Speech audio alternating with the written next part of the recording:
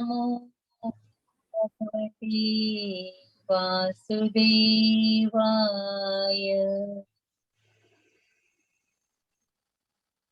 नमो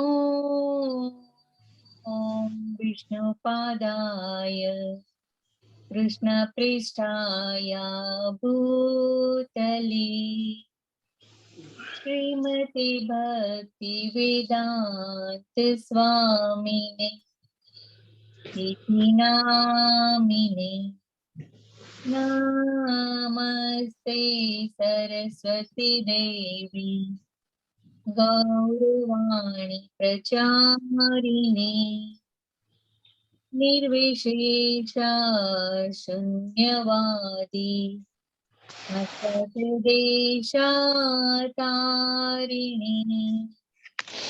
जय श्री कृष्ण चैतन्य नित्यानंद श्री गदाधरा श्रीवासादि गौरभक्त वृंदा। हरे कृष्णा कृष्ण कृष्ण हरे हरे हरे राम हरे राम हरे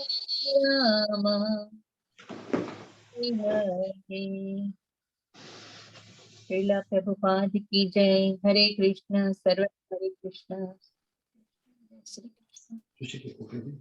हरे कृष्ण माताजी, धन्यवाद माताजी। हरे कृष्ण, जय श्री कृष्ण टू एवरीवन। અને સૌને સાલ મુબારક, નૂતન વર્ષના ખૂબ ખૂબ અભિનંદન અને ખૂબ ખૂબ શુભેચ્છા અને શુભકામના.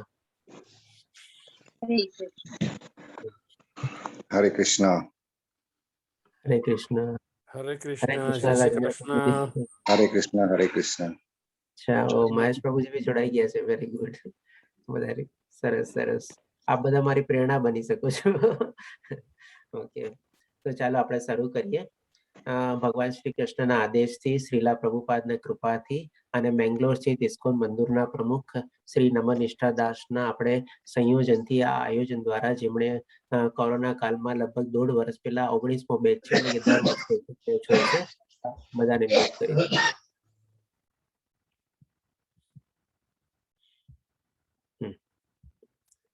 તો એમના લગભગ 1.5 વર્ષ પહેલા એમણે આયોજન શરૂ કરેલું કોરોના કાળમાં, અને આ બધાને આપણને લાભ મળે છે.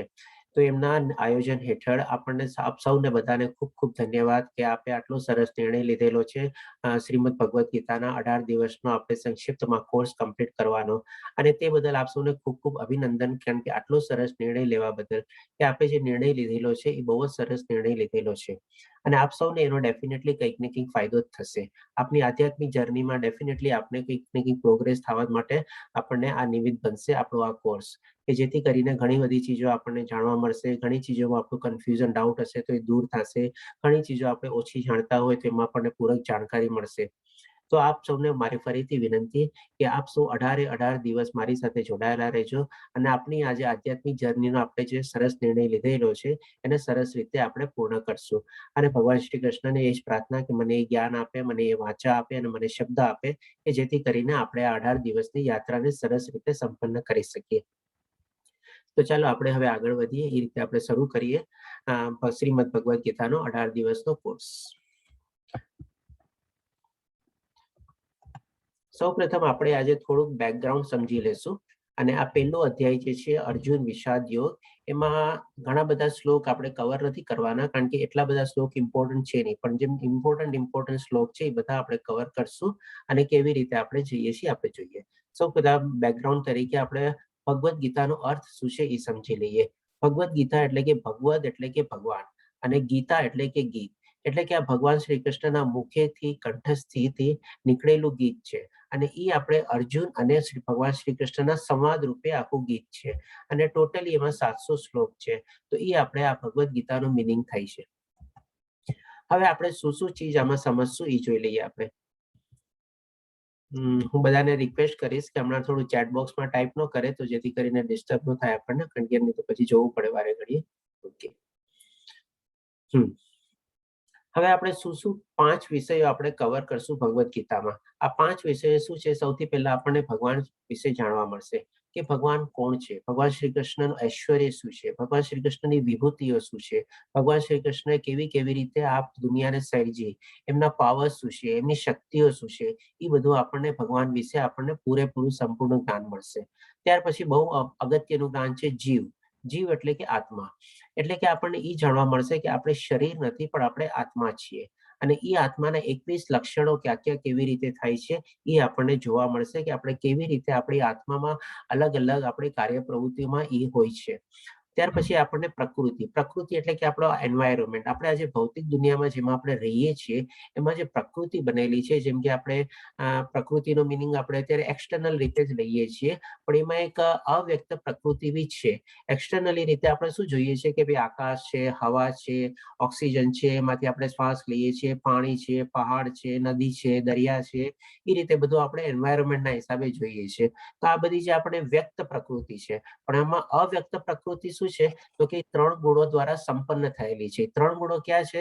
તો કે સતોગુણ, રજોગુણ અને તમોગુણ. હવે એ આપણને ત્રિગુણી માયા કહેવાય છે એને. અને 14મા અધ્યાયમાં આપણને ભગવાન શ્રી કૃષ્ણ એના માટે આપણને સંપૂર્ણ જ્ઞાન આપશે કે ભાઈ અવ્યક્ત પ્રકૃતિ કેવી રીતે આપણને બાંધે છે આ જીવનમાં. ત્યાર પછી બહુ મહત્વનું આપણને સમજાશે કર્મ. કર્મ એટલે કે એક્શન. એક્શન એટલે કે કામ. એટલે કે આપણે આપણી રોજબરોજની લાઈફમાં જે કર્મ કરીએ છીએ, કામ કરીએ છીએ, એ કામ માટે આપણને સંપૂર્ણ જ્ઞાન મળશે કે આપણે કયા ટાઈપના કર્મ કરવા જોઈએ, કેવી રીતે કરવા જોઈએ, કયા ભાવથી કરવા જોઈએ, કેવી રીતે ભગવાનને અર્પિત કરવા જોઈએ, કેવી રીતે આપણે નિષ્કામ કર્મ કરવા જોઈએ. આ બધું જ્ઞાન આપણને કર્મ દ્વારા આપણને મળશે. અને આખી ભગવદ્ ગીતામાં 18 અધ્યાયમાંથી 2 અધ્યાય કર્મ ઉપર જ છે, જેને કહીએ છીએ કર્મયોગ. 3જો અધ્યાય અને 5મો અધ્યાય એ પૂરેપૂરો કર્મ ઉપર જ છે. અને કર્મ આપણને બહુ સરસ રીતે વિશ્લેષણ કરીને ભગવાન શ્રી કૃષ્ણ આપણને સમજાવશે કે આપણે શેને કર્મ કહેવાય, શેને અકર્મ કહેવાય અને શેને વિકર્મ કહેવાય. આ બધું આપણે કર્મમાં જાણશું. અને last but not the least એટલે કે કાળ. કાળ એટલે કે સમય. એટલે કે આ સૃષ્ટિ કેવી રીતે આખી બનેલી છે, કેટલા વર્ષોથી બધી બનેલી છે, એનું એક આખું સાયન્ટિફિક કેલ્ક્યુલેશન આપણને આ ભગવદ્ ગીતામાંથી મળશે. અને એ કાળ દ્વારા આપણે જાણી શકશું કે આ જે પ્રકૃતિ ને બધું જે છે એ અવિનાશી છે, એ કન્ટિન્યુઅસ ચાલ્યા જ કરે છે. એનું આપણે ડિસ્ટ્રક્શન થાય છે તો ફરીથી પાછું જન્મે બી છે, અને જન્મે છે, ચાલે છે, પછી પાછું એનું ડિસ્ટ્રક્શન થાય છે અને ચાલે છે. એટલે અનાદિકાળથી આપણે જે સમયની ડેફિનેશન જે છે એ આપણે સરસ રીતે આમાં જાણશું, અને કેવી રીતે ચેન્જ થાય છે કાળ એ પણ આપણને ભગવાન શ્રી કૃષ્ણ આપણને બતાવે છે. તો આ 5 મેઇન ટોપિક છે આપણે શ્રીમદ ભગવદ્ ગીતાના 18 અધ્યાયમાં આપણે કવર કરશું. હવે આપણે પેલા ઇમ્પોર્ટન્સ જોઈ લઈએ કે આપણે ભગવદ્ ગીતાનું આપણે જે 18 દિવસની આજે યાત્રા શરૂ કરેલી છે, આધ્યાત્મિક યાત્રા, એનું મહત્તમ શું છે, એટલે એની ઇમ્પોર્ટન્સ શું છે. એટલે કે આપણે એમ હોય ને કે કોઈ પણ ચીજ આપણે શરૂ કર્યા પહેલા આપણે એના ફાયદા જોઈએ, આપણે એના બેનિફિટ જોઈએ કે આપણને શું ફાયદો થશે, એનાથી આપણને શું મળશે. તો એવી રીતે આપણે ગીતાનું બી મહત્તમ છે. આપણે જે ભગવદ્ ગીતાનો આજે કોર્સ કરી રહ્યા છે એને વાંચવાથી, એને સમજવાથી, એને જાણવાથી, એના બારામાં જ્ઞાન લેવાથી, એના બારામાં સાંભળવાથી આપણને શું બેનિફિટ થશે એ આપણે જોઈ લઈએ. તો હવે આપણે શાસ્ત્ર અને પુરાણ પ્રમાણે જ એને ફોલો કરીએ. તો શ્રી આદિ શંકરાચાર્ય દ્વારા વર્ણવેલા શ્રીમદ ભગવદ્ ગીતાનો મહિમા. તો આપણે મહત્તમ નંબર 1 છે. સૌથી પહેલા ભગવાન શ્રી કૃષ્ણના કહેવા પ્રમાણે આપણે આદિ શંકરાચાર્યના કહેવા પ્રમાણે ભગવદ્ ગીતા દૈવી સાહિત્ય છે.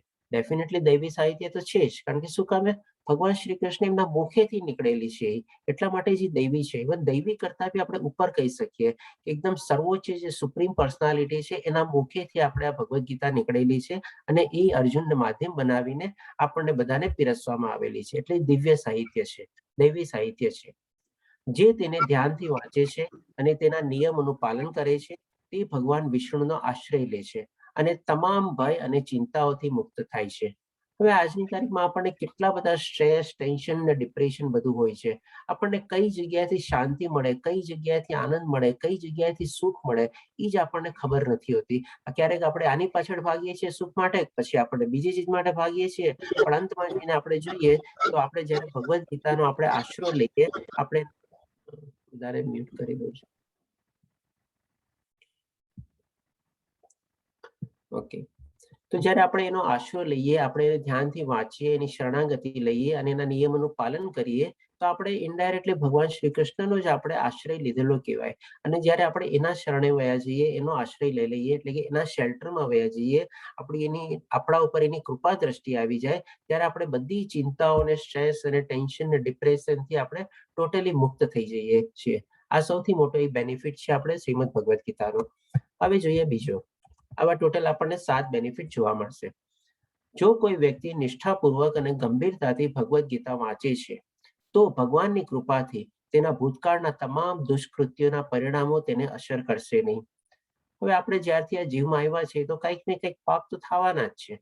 એકદમ ટોટલી આપણે પુણ્યાત્મા તો રહી જ નથી શકવાના. પણ જો આપણે ભગવદ્ ગીતાને ધ્યાનથી વાંચીએ, સરસ રીતે વાંચીએ, નિષ્ઠાપૂર્વક, પૂરી શ્રદ્ધાથી, પૂરા ભાવથી, પૂરી લાગણીથી, પ્રેમથી, એક આપણે કહીએ ને કે ભગવાન શ્રી કૃષ્ણ પ્રત્યે આપણા અંતરાત્મામાં સરસ મજાનો પ્રેમ અને ભક્તિભાવ જ્યારે જાગે અને એ રીતે વાંચે, ખાલી વાંચવા પૂરતું વાંચવાનું નહીં, જસ્ટ આપણે કોમિક કે મેગેઝિન રીતે નહીં, પણ એક આપણા પૂરા ભાવ અને શ્રદ્ધાથી જ્યારે આપણે વાંચીએ, એટલે કે નિષ્ઠાપૂર્વક વાંચીએ અને ગંભીરતાથી આપણે વાંચીએ, તો આપણને ભગવાનની કૃપા આપણા ઉપર થાય અને આપણા જેટલા પણ પાપ કર્મોને બધા જાણતા અજાણતા કાંઈ બી થયા હોય, તો એ બધા આપણને પૂર્ણ રીતે આપણને ભગવાન શ્રી કૃષ્ણ માફ કરી દે અને એની કોઈ આપણને અવળી અસર આપણા જીવનમાં જો થવાની હોય, તો એ પણ ત્યાં નાશ થઈ શકે છે.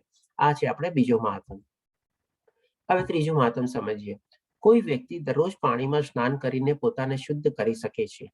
મનુષ્ય જલમાં નિત્ય સ્વચ્છ કરે છે, પણ જો કોઈ ભગવદ્ ગીતા રૂપી પવિત્ર ગંગાજળમાં એકવાર પણ સ્નાન કરે છે, તો તે ભૌતિક જીવન ભવસાગરની મલિનતાથી સદા સદા માટે મુક્ત થઈ જાય છે. આપણે ડેઈલી સવારે ઉઠીને આપણું રોજનું નિત્ય કામ કરીએ, બ્રશ કરીએ, ટોયલેટ જઈએ, નાહીએ, ધોઈએ, બધું કરીએ. દેટ મીન્સ આપણે એક્સટર્નલ બોડી જે છે એને આપણે બહુ સરસ રીતે સાર સંભાળને બધું કરીએ, પણ આપણું જે ઇન્ટરનલ ક્લિન્ઝિંગ છે એ આપણે કરીએ છીએ. આપણે આત્માને આપણે શુદ્ધ કરીએ છીએ. આપણી અંદરમાં જેમાં પરમાત્માનો અંશ આપણા અંદરમાં રહેલો છે, આત્મા રૂપી, એને આપણે શુદ્ધ કરીએ છીએ, એ નથી થતું. તો ડેફિનેટલી જ્યારે આપણે એ રીતે આપણે જો ભગવદ્ ગીતાનો આપણે આશ્રય લઈએ અને આપણી જ્યારે આત્માને આપણે શુદ્ધ કરીએ, અને આત્માની શું કામે ગમે ખબર છે? કારણ કે આત્માને છે હંમેશા આનંદ જોતો હોય. જ્યારે ભગવાન શ્રી કૃષ્ણના મુખેથી આ ચીજ નીકળેલી હોય અને એ જ ગીતા ચીજ આપણે આપણી આત્માને સંભળાવીએ, તો કેટલું સરસ ગમે. આજે માની લો કોઈ સરસ મજાનું કોઈ હિન્દી મૂવી કે કોઈ ગીત આવતું હોય અને તમને ગમતું હોય, તો તમે ક્યાંય બી ગીત વાગતું હોય 2 મિનિટ કે થોડીક સેકન્ડો માટે એકવાર તમે સાંભળવા માટે ઉભા રહી જાઓ. તો એવી જ રીતે ભગવદ્ ગીતા જે છે ને, જ્યારે આપણે વાંચીએ અથવા સાંભળીએ અથવા બોલીએ બી, એના શ્લોકોની બધાનું પઠન કરીએ, ત્યારે આપણી આત્માને છે ને બહુ ગમે, એટલું એને આનંદ આવે ને એટલું સુકૂન મળે ને. અને એ બધું સાંભળવાથી છે ને આપણી આત્માની શુદ્ધિ થાય. આપણે એક્સટર્નલ બોડી જેમ ક્લીન કરીએ, તો એવી જ રીતે આપણે આત્માને બી આ રીતે શુદ્ધ કરી શકીએ છીએ. ડેઈલી આપણે થોડા ઘણા 2, 5, 10 પેજ કે 2, 5, 10 શ્લોક આપણે એનું પઠન કરીએ, તો આપણી આત્મા ડેઈલી શુદ્ધ થઈ શકે. આપણે અડધી પોણી કલાક આપણા નાવા ધોવાને બધા માટે ટાઈમ આપીએ છીએ, તો શું 15-20 મિનિટ આપણે એક માળા કરવાની કે 5 શ્લોક રીડ કરવાનો એનો આપી શકીએ? તો આ રીતે આપણને આત્માની શુદ્ધિ બી થાય, આપણું ઇન્ટરનલ ક્લિન્ઝિંગ થાય. અને એ કરવાથી આપણે શું છે, ભગવાન શ્રી કૃષ્ણ કહે છે, બધી મલિનતાથી આપણે સદા સદા મુક્ત થઈ જઈએ. ત્યાર પછી ચોથું મહાત્મ છે આપણે ભગવદ્ ગીતા ભગવાનના મુખમાંથી નીકળી છે, જે આપણે આગળ જોઈએ ભગવદ્ ગીતાના અર્થ રૂપે. તેથી અન્ય કોઈ વૈદિક સાહિત્ય વાંચવાની જરૂર નથી. એકદમ સર્વોચ્ચ સાહિત્ય આ જ છે. બધું સાહિત્ય, વેદ, ઉપનિષદ બધું આમાં જ આવેલું છે. અને આપણે આગલા બધા અધ્યાયમાં બી જોશું કે ભગવાન શ્રી કૃષ્ણ પોતે જ કહે છે કે વૈદોનું સંકલન ને બધું મેં પોતે જ કરેલું છે, અને જે જાણે છે એ મને જાણી જાય છે. તો એ રીતે બીજા કોઈ સાહિત્યને પણ આપણે વાંચવાની જરૂર નથી. માત્ર ભગવદ્ ગીતા સાંભળવી જોઈએ અને ધ્યાનથી અને ખંતથી વાંચવી જોઈએ. માત્ર એક જ પુસ્તક ભગવદ્ ગીતા પૂરતું છે, કારણ કે તે તમામ વૈદિક ગ્રંથોનો સાર છે અને ભગવાન દ્વારા પ્રવચિત છે. આપણે કહેવાય છે કે ભગવાન શ્રી કૃષ્ણ કહેવા પ્રમાણે બધા જે આપણા વેદો, શાસ્ત્રો, પુરાણો લખેલા છે, બધા વેદોનો સાર ઉપનિષદમાં આવેલો છે, અને બધા ઉપનિષદનો સાર આપણે ભગવદ્ ગીતામાં આવેલો છે. એટલે આપણે 4 વેદો પ્લસ ઉપનિષદ એ બધા જો આપણે ન વાંચી શકતા હોઈએ, પણ ખાલી ભગવદ્ ગીતા વાંચી જઈએ, જેમાં 700 શ્લોક છે, અને એને સરસ રીતે સમજી જઈએ, તો આપણે બધા વૈદિક ગ્રંથો આપણે વાંચી લીધા કહેવાય. એ રીતે ભગવાન શ્રી કૃષ્ણ આપણને કહે છે. તો કેટલું સરસ આપણને એક સમરી તરીકે બુક મળે છે. આજે જેમ કે ઘણા લોકો ભણતા હોય, મોટી મોટી ડિગ્રીઓને બધું લેતા હોય, તો એ લોકો હંમેશા શું બોલતા હોય, મને તમે આખો ચેપ્ટર ને બધું કઈ વાંચવાની જરૂર નથી, મને તમે નોટ્સ આપી દો ને, ઇમ્પોર્ટન્ટ પોઈન્ટ્સ આપી દો ને. તો આ રીતે ભગવાન શ્રી કૃષ્ણ કહે છે કે ભગવદ્ ગીતા જે છે એ આખા બધા વેદ અને ઉપનિષદની નોટ્સ છે. હવે આનો શોર્ટકટ કોઈ ન હોય. હવે એની તો આપણે ડેફિનેટલી પૂરેપૂરું વાંચવું જ પડે. એટલા જ માટે કે છે બધા વૈદિક ગ્રંથોનો સાર છે અને ડેફિનેટલી ભગવાન દ્વારા જ પ્રવચિત થયેલો છે. તો આપણને આટલી સરસ એક હેન્ડબુક મળી જાય છે, નોટ્સ મળી જાય છે કે જેમાં આપણને બધા વેદો અને ગ્રંથોનો આપણને સરસ મજાનું આપણે પઠન કરી શકીએ એમાં, કારણ કે બધું જ આવી જાય છે. પછી 5મું મહાત્મ્ય છે આપણે કે જે ગંગાનું પાણી પીવે છે તે મુક્તિ પ્રાપ્ત કરે છે. તો ભગવદ્ ગીતાનું અમૃત પીનારા વિશે શું કહી શકાય? એના કરતા પણ વધારે પવિત્ર થયું ને. ભગવદ્ ગીતા અમૃત છે અને તે ભગવાન શ્રી કૃષ્ણ મૂળ વિષ્ણુ દ્વારા વર્ણવવામાં આવ્યું છે. એટલે આખા ભગવાન શ્રી કૃષ્ણના કહેવા પ્રમાણે આજે આપણે ભગવદ્ ગીતા જે છે એ એક અમૃત રૂપી આપણે લઈ શકીએ છીએ. આપણે કે અમૃત પાન કરવા બરાબર.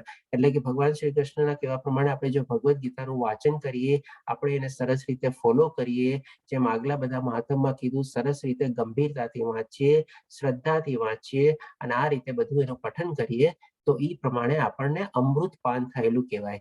આપણને અહીંયા રહેતા રહેતા આપણને અમૃત મળી ગયું કહેવાય.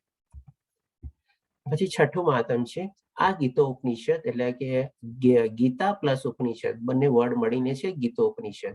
ભગવદ્ ગીતા જે તમામ ઉપનિષદોનો સાર છે, ગાય જેવી છે અને ગ્વાલ બાલા તરીકે ઓળખાતા ભગવાન શ્રી કૃષ્ણ આ ગાયને દૂધ પીવડાવે છે. અર્જુન એક વાછરડા જેવો છે અને બધા વિદ્વાન અને શુદ્ધ ભક્તો ભગવદ્ ગીતાના દૂધનું અમૃત પીનારા છે. એટલે કે આપણે જેટલા વેદ ઉપનિષદ જે બધું છે એને એક આપણે ગાય તરીકે રિપ્રેઝન્ટ કરીએ. આમાં આજે એમાં લખેલું છે અને આપણે પિક્ટોરલ રિપ્રેઝન્ટેશન તરીકે તમે વિઝન ઇમેજિન કરી શકો તો જેથી કરીને આપણને સમજવામાં ઈઝી થશે. માની લો બધા ગાય વેદો બધાને આપણે ગાય તરીકે રિપ્રેઝન્ટ કરીએ. હવે ભગવાન શ્રી કૃષ્ણ તો ગ્વાલા હતા, તો હવે એ ગ્વાલા શું છે, ગાયને દોહે છે. હવે ગાયને જ્યારે દોતા હોય ને ત્યારે એની સામે જો એનું વાછરડું ઊભું હોય ને, ગાયનું બચ્ચું, એને જોઈને છે ને ગાય સરસ રીતે દૂધ આપે, સારું દૂધ આપે, જલ્દી દૂધ આપે. તો એવી રીતે અર્જુન એક છે ને એના વાછરડા તરીકે ત્યાં ઊભો છે. એટલે ભગવાન શ્રી કૃષ્ણ આખું બધા આપણે ગાય રૂપે વેદો ઉપનિષદને દોહે છે, એને સારાંશ રૂપે ભગવદ્ ગીતા રૂપી અર્જુનને સામે ઊભો રાખીને એને દૂધ પીવડાવવાના નિમિત્તે આપણને મળી રહ્યું છે. એટલા માટે અહીંયા લખેલું છે એ બધા વિદ્વાન અને શુદ્ધ ભક્તો, આપણે બધા શુદ્ધ ભક્તો અત્યારે કહેવાઈએ, કારણ કે આપણે આટલો સરસ નિર્ણય લીધેલો છે, ભગવદ્ ગીતાના કોર્સમાં અત્યારે જોડાયેલા છે અને ડેફિનેટલી આપણે 18 દિવસનો કોર્સ બી કરશું અને આપણે આગળ બી વધશું આપણી યાત્રામાં. તો આપણે બધા અત્યારે શુદ્ધ ભક્તો કહેવાઈએ. આપણે ભગવદ્ ગીતાના દૂધમાં અમૃત પીનારા છે, એટલે આપણે અત્યારે અમૃત પાન કરી રહ્યા છે. એ રીતે આપણે તમે ઇમેજિન કરો તો આનો મહાત્મનો મતલબ છે. પછી 6મું મહાત્મ છે આપણે આજના યુગમાં લોકો એક શાસ્ત્ર, એક ભગવાન, એક ધર્મ અને એક વલણ માટે ખૂબ જ આતુર છે. તેથી સમગ્ર વિશ્વ માટે એક જ શાસ્ત્ર હોવું જોઈએ, ભગવદ્ ગીતા. સમગ્ર વિશ્વ માટે એક જ ભગવાન છે, દેવકીના પુત્ર શ્રી કૃષ્ણ. એક મંત્ર, એક પ્રાર્થના, તેના નામનો જાપ કરો. અને કયો મંત્ર, મહામંત્ર? તો કે હરે કૃષ્ણ કૃષ્ણ કૃષ્ણ હરે હરે, હરે રામ રામ રામ હરે હરે. એક જ કાર્ય હોવું જોઈએ, પ્રભુની સેવા. હવે આજે દુનિયામાં કેટલું બધું ચાલી રહ્યું છે. અત્યારે જેમ કે આપણે આ કોરોનાનો ટાઈમ જ ચાલી રહ્યો છે, ઓલમોસ્ટ 2 વર્ષ થવા આવ્યા. કેવી પરિસ્થિતિ સર્જાઈ ગઈ છે. એક રીતે આપણે કહીએ ને તો એક સાયલેન્ટ વર્લ્ડ વોર ટાઈપનું ચાલી રહ્યું છે. તો આ બધામાંથી શાંતિ કેવી રીતે મેળવવી? આનંદ તો ભૂલી જ જાઓ, અત્યારે ખાલી શાંતિ માટે પણ અત્યારે આપણે ઝંખીએ છીએ કે ભાઈ થોડી શાંતિ મળી જાય, ક્યાંક બધી જગ્યાએ બધું શાંત વાતાવરણ થઈ જાય. તો આ બધું શાંતિ ક્યારે થાય? જ્યારે આપણે આવું એક સરસ મજાનું થાય કે આખી દુનિયામાં બધા એક જ ધર્મ હોય, એક જ વલણ હોય, એક જ શાસ્ત્ર હોય, એક જ ભગવાન હોય ને બધું હોય. તો એનું એક સોલ્યુશન અત્યારે એ જ છે કે આપણે ભગવાનનું નામ જપવું અને મહામંત્રનું આપણે નામ લેવું. અને એ મહામંત્ર આપણે ડેઈલી આપણે માળા રૂપે બી કરી શકીએ છીએ. એટલીસ્ટ એક માળા પણ જો આપણે દિવસની કરીએ તો આપણને તો એટલી શાંતિ મળે અને આપણે બીજાને જો પ્રેરવીએ તો એને પણ એટલી શાંતિ મળે અને આસ્તે આસ્તે આ સારો જે મેસેજ જે છે એ બધો સ્પ્રેડ થાય. આજે આપણે ઇસ્કોન મંગળુરુનો જે મનીષા દાસ પ્રભુજીનો ઇનિશિયેટિવ છે એની પાછળનો મેઇન મોટિવ એ જ હતો કે બધી જગ્યાએ શાંતિ ફેલાય, બધા શાંત થાય, કારણ કે ઘણી બધી જગ્યાએ અશાંતિ છે. ઘણા લોકોના સારા કોઈ એવા પરિચિત માણસો ગુજરી ગયા છે, મિત્રો ગુજરી ગયા છે અને ઘણી બધી અશાંતિ પ્રવૃત્ત થયેલી છે. ઘણા લોકોના જોબ વયા ગયા છે. એટલી બધી જગ્યાએ બધું ચાલી રહ્યું છે. તો આ જે વર્લ્ડ પીસ આપણે જે કહીએ તો આ રીતે આપણે એક શરૂઆત તો કરી શકીએ, એક નાનકડું બીજ તો રોપી શકીએ. તો એ પણ એક આપણે ગીતાનો મહાત્મ રૂપે છે. હવે આપણે જોઈએ કે ભગવદ્ ગીતા એક મહાકાવ્ય શાસ્ત્ર છે. મહાકાવ્ય એટલે કે જે આપણે કીધું ભગવાનના ગીત રૂપી નીકળેલું છે એટલા માટે મહાકાવ્ય છે. મહાકાવ્ય એટલા માટે કારણ કે એમાં ટોટલ 700 શ્લોક છે, જેમાં આપણી બધી સમસ્યાઓનો જવાબ છે. ભગવદ ગીતા એ મહાત્મા ગાંધી દ્વારા આધ્યાત્મિક શબ્દકોશ માનવામાં આવતી છે અને તે પૃથ્વીના ઘણા નેતાઓ માટે પ્રેરણાદાયી પુસ્તક છે. હવે આપણે સૌથી પહેલા આ ચીજ જોઈ લઈએ. આ જે છે ને, આપણે અત્યારે આ ભૌતિક દુનિયામાં આવી તો ગયા, જન્મ તો લઈ લીધો. હવે જેમ કે આપણે કોઈને બી પૂછીએ કેમ કોઈ મળીએ અત્યારે કેમ ચાલે છે, હા એકદમ બરાબર ઠીક ચાલે છે, અથવા તો ઠીક છે નરમ ગરમ ચાલ્યા કરે છે, ઓકે. ગાડી બરાબર ચાલે છે, ઠીક છે, ઓકે. જેમ છે એમ બધું ચાલ્યા કરે છે. પછી આપણે એને બીજો સવાલ પૂછીએ ને કે ભાઈ ચાલ્યા કરે છે બરાબર છે, કઈ તરફ ચાલ્યા કરે છે, ક્યાં ચાલ્યા કરે છે, તો છે ને જરાક ઊંચવાઈ જાય. શું પૂછ્યું આ મને, કઈ તરફ ચાલે છે, ક્યાં તરફ જાય છે? દેટ મીન્સ આજની તારીખમાં આપણી લાઈફનું છે ને આપણને ડિરેક્શન અથવા ગોલ છે ને ખબર નથી. આપણે આવી તો ગયા, આપણી લાઈફ આપણે કાઢી રાખીએ છીએ, લાઈફ આપણે વિતાવી રાખીએ છીએ, લાઈફને આપણે ચલાવી રાખીએ છીએ, અને કોઈ પૂછે હા ચાલે છે, હા બરાબર છે, હા ઠીક છે, હા નરમ ગરમ છે, એ લાઈક એવી રીતે. પછી જો બીજો સવાલ કોઈ પૂછે ને કઈ તરફ ચાલે છે, ક્યાં જવા માટે ચાલે છે, શું કામ ચાલે છે, કઈ ગતિએ ચાલે છે, એ બધાના કોઈ જવાબ આપણી પાસે પણ હોતા નથી.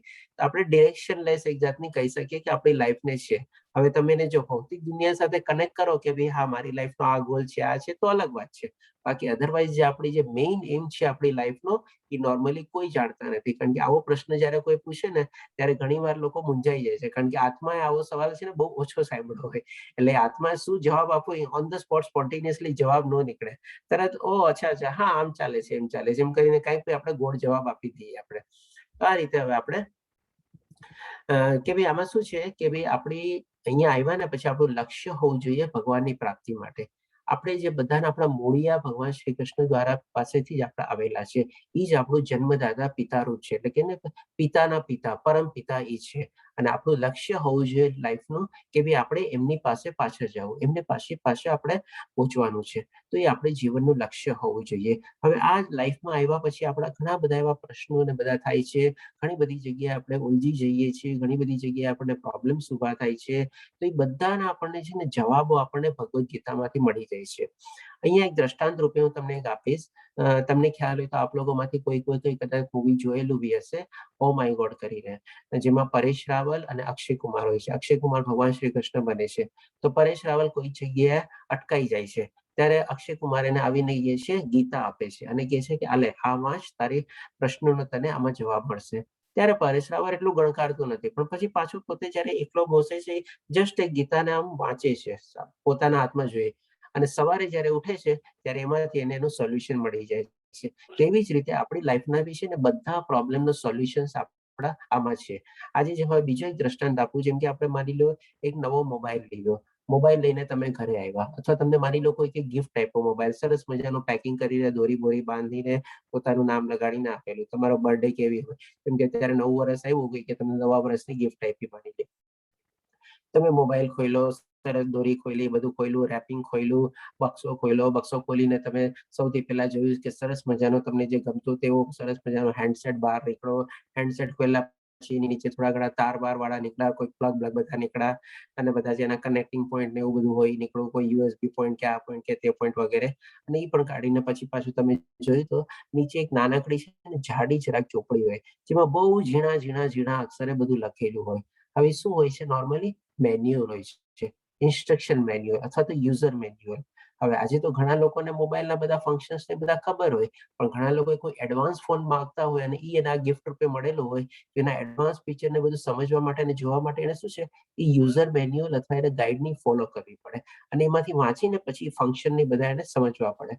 તો આપણા માટે છે ને આપણે ભગવદ ગીતા આપણા લાઈફમાં આવ્યા પછી એક જાતની યુઝર મેન્યુઅલ આપણે કહી શકીએ. લાઈફમાં તો આવી ગયા અહીંયા, જેમ કીધું ને કે ચાલે છે એનો કોઈ જવાબ નથી કેવી રીતે, તો પછી આપણે જયારે બી એવા કોઈ પ્રોબ્લેમ્સ ને બધા આવે તો આપણે તરત ભગવદ ગીતાને આપણે રેફર કરી શકીએ, અને એ પ્રશ્નોના આપણને એમાંથી આપણને જવાબ બી મળી શકે, જો આપણે સરસ રીતે એટલા ધ્યાનથી મનથી સમજવાની શક્તિ કેળવી લઈએ તો.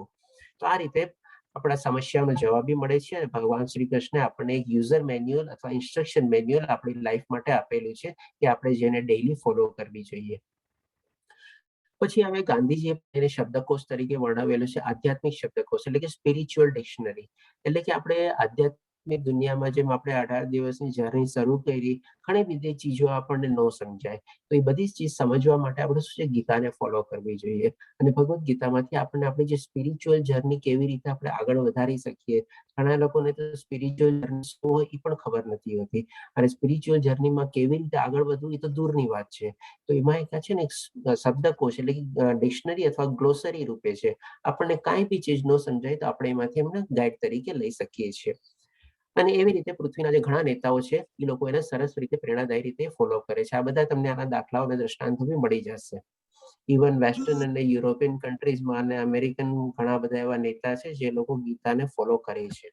આપણા નેતાઓ તો ભાગ્યે જ કોઈ કરતા હશે, પણ ઘણા લોકો આવા એ લોકો પ્રેરણાદાયી છે. તો હવે આપણે જોઈએ કે ભાઈ મહાત્મા ગાંધી શું કહે છે.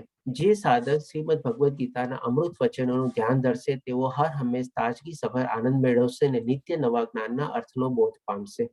એટલે અહીંયા મહાત્મા ગાંધીજીના કહેવા પ્રમાણે શું છે, તો આપણને આનંદ તો મળશે જ. આપણે આટલું મહત્તમ સરસ રીતે સમજી ગયા તો ડેફિનેટલી એમાંથી આનંદ બી મળવાનો જ છે આપણને.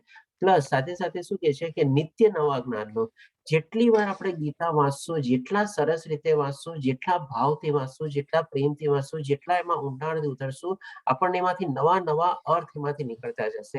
એ એક એવી ખાણ છે તમારે કે જેટલી તમે એને ખોદશો ને એટલું એમાંથી સોનું કે જેની પણ ખાણ હોય તમારે નીકળતી જશે. અહીંયા જ્ઞાન રૂપી ખાણ છે, તો આપણે એમાંથી કંઈક ને કંઈક નવું નવું જ્ઞાન જ એમાંથી આપણને નીકળતું જશે. એ રીતે મહાત્મા ગાંધી કહે છે. હવે અહીંયા બીજો ફોટો જે છે અલ્બર્ટ આઇન્સ્ટાઈન, તમારે આપણે 20મી સદીના સૌથી મોટા સાયન્ટિસ્ટ કહેવાય છે, કારણ કે જેણે ઘણી બધી મોટી મોટી સંશોધનો કરી છે, આવિષ્કાર કર્યા છે, અને આપણને આ દુનિયાના એના બેસિસ ઉપર આજે ઘણી બધી પ્રગતિ બી ચાલી રહી છે. તો એમનું પણ કેવું શું છે, જ્યારે હું ભગવદ્ ગીતા વાંચું છું અને ઈશ્વરે આ બ્રહ્માંડની રચના કેવી રીતે કરી તે વિશે વિચારું છું, ત્યારે બાકીનું બધું અનાવશ્યક લાગે છે. તો ડેફિનેટલી આપણે જોશું કે ભગવાન શ્રી કૃષ્ણ જ્યારે 7મા અને 8મા અધ્યાયમાં આપણને બધું સમજાવશે કે આ સૃષ્ટિની કેવી રીતે એમણે રચના કરેલી છે અને એની પાછળનું લોજિક, એની પાછળનું સાયન્સ, એ બધું આપણે જાણશું, ત્યારે આપણને પણ થશે વાહ, આટલું બધું છે. અને ઘણી બધી જગ્યાએ આપણે જોશું કે સાયન્સની જે આજે થિયોરી છે એ બધી એમાં ડિફીટ બી થાય છે. ઘણી બધી થિયોરીઓ એ લોકોને એપ્લિકેબલ બી નથી આજે. ગીતાના સંદર્ભમાં આપણે જો એને જોવા જઈએ તો એ એપ્લિકેબલ નથી. હવે આપણે આજે છે આપણે જે ભગવદ્ ગીતાનો અત્યારે જે કોર્સ ચાલી રહ્યો છે એ આપણે શેને ફોલો કરીએ છીએ એ પણ આપણે જાણી લઈએ. આપણે ઇસ્કોનના સ્થાપક આચાર્ય પરમ પૂજ્ય શ્રી એસી ભક્તિ વેદાંત સ્વામી પ્રભુપાદના ઉપદેશોના આધારે કે શ્રીલા પ્રભુપાદા જે છે એ ઇસ્કોનના એટલે કે international society for Krishna consciousness એના સ્થાપક છે. એમણે પોતે લખેલી Bhagavad Gita as it is આપણે ફોલો કરીએ છીએ. તો થોડીક આપણે એમની લાઈફ વિશે બી થોડુંક સમજી લઈએ આપણે. ઓકે, તો શ્રીલા પ્રભુપાદાજી નાનપણથી જ એક વૈષ્ણવ ફેમિલીમાં જન્મ થયો હતો એમનો. એમના ફાધર બી બહુ સારા એવા ભગવાન શ્રી કૃષ્ણના ભક્ત હતા, અને 5 વર્ષની ઉંમરથી ભગવાન શ્રી કૃષ્ણની ભક્તિમાં તમારે પ્રવૃત્ત થયેલા હતા, અને 6 વર્ષની ઉંમરે એ સૌથી પહેલા રથયાત્રામાં જોડાય છે તમારે. ત્યારબાદ તમારે 26 વર્ષની ઉંમરમાં આ શ્રીલા પ્રભુપાદાજી છે, 26 વર્ષની ઉંમરે એ એમના ગુરુ સરસ્વતી પ્રભુપાદાજીને મળે છે, અને એમનું પણ પ્રભુપાદા છે લાસ્ટ નેમ તમારે એવી રીતે એક ટાઇટલ તરીકે અપાયેલું છે. તો સરસ્વતી પ્રભુપાદાને મળે છે, અને એમના ગુરુનો આદેશ હતો એ શ્રીલા પ્રભુપાદાને કે ભાઈ તારે આ જે કૃષ્ણ કોન્શિયસનેસ જે આખી મૂવમેન્ટ છે, એટલે કે કૃષ્ણ વારામાં જે છે જાણકારી, એ આખી દુનિયામાં તારે ફેરવવાની છે. એ એને આદેશ આપ્યો અને એને જવાબદારી સોંપી. હવે ત્યારે શ્રીલા પ્રભુપાદા 26 વર્ષના જ હતા, બહુ નાના હતા, અને 1896માં એમનો જન્મ થયો હતો. એ કહે છે કે હું આ બધું કેવી રીતે કરી શકીશ, તો કે ના બસ તારે કરવાનું છે, કરવાનું છે બસ. એવી રીતે આદેશ દઈને પછી ચાલ્યા જાય છે. અને ત્યાર પછી લગભગ 36 વર્ષની ઉંમરમાં ફરીથી પાછા એમના ગુરુને મળે છે, અને એ શરૂ કરવાના હવે એ આચરણ ઉપર આવી જાય છે કે ભાઈ હવે મારે તમે જે મને આદેશ આપેલો, અત્યાર સુધી મારી પર્સનલ લાઈફમાં અને વિવાહિત લાઈફમાં અને બધામાં બિઝી હતો, નહોતો કરી શક્યો એટલું, પણ હવે મારે એમાં લાગી જવું છે, તમારા આદેશ ઉપર મારે ચાલુ છે. ત્યાર પછી 36 વર્ષની ઉંમરથી પોતાની મુવમેન્ટની બધું જરા શરૂ કરે છે. અને ભારતમાં લગભગ 69 વર્ષની ઉંમર હતી, એટલે કે 1965માં જ્યારે અમેરિકા ગયા એની પહેલા કે લગભગ 36 વર્ષથી 69 વર્ષની ઉંમર, એટલે કે 33 વર્ષ સુધી એમણે ભારતમાં ઘણા બધા પ્રયાસો કર્યા. ત્યારે આપણને આઝાદી નહોતી મળી, એટલે હોઈ શકે કોઈક નાના મોટા નેતાઓને મળતા, તમારે કોઈક એવા પ્રચારક કે કોઈકને મળતા, કોઈ ન્યૂઝપેપરના એડિટરને મળતા તમારે, અને એવી રીતે એને ઘણી બધી એવી કોશિશો કરી, અને જે પ્રમાણે એને એફર્ટ આપ્યા, જે પ્રમાણે કોશિશ કરી, એ પ્રોપોર્શનમાં એને એટલી સક્સેસ ઓછી મળી. અને એ સક્સેસ ઓછી મળવાના કારણે એક ટાઈમ એવો આવ્યો જ્યારે 1965માં, એટલે જ્યારે એમની ઉંમર 69 વર્ષની હતી, ત્યારે એક વ્યક્તિ એને આવીને કહે છે કે તું એકવાર અમેરિકા ટ્રાય કરીને જો. આ કહે છે કે ભાઈ હું 70 વર્ષની ઉંમરે હવે શું કરું અમેરિકા જઈને? તો કે ના, તું ચાલ, હું તને કંઈક ને કંઈક બધું કરાવી દઈશ. હવે ત્યારે એ કાર્ગો શિપમાં બેસીને, એની પાસે એટલા પૈસા બી નહોતા, એ વ્યક્તિએ એમને વિઝા અરેન્જ કરાવી દીધા. કાર્ગો શિપમાં બેસીને એ તમારે અમેરિકા પહોંચે છે.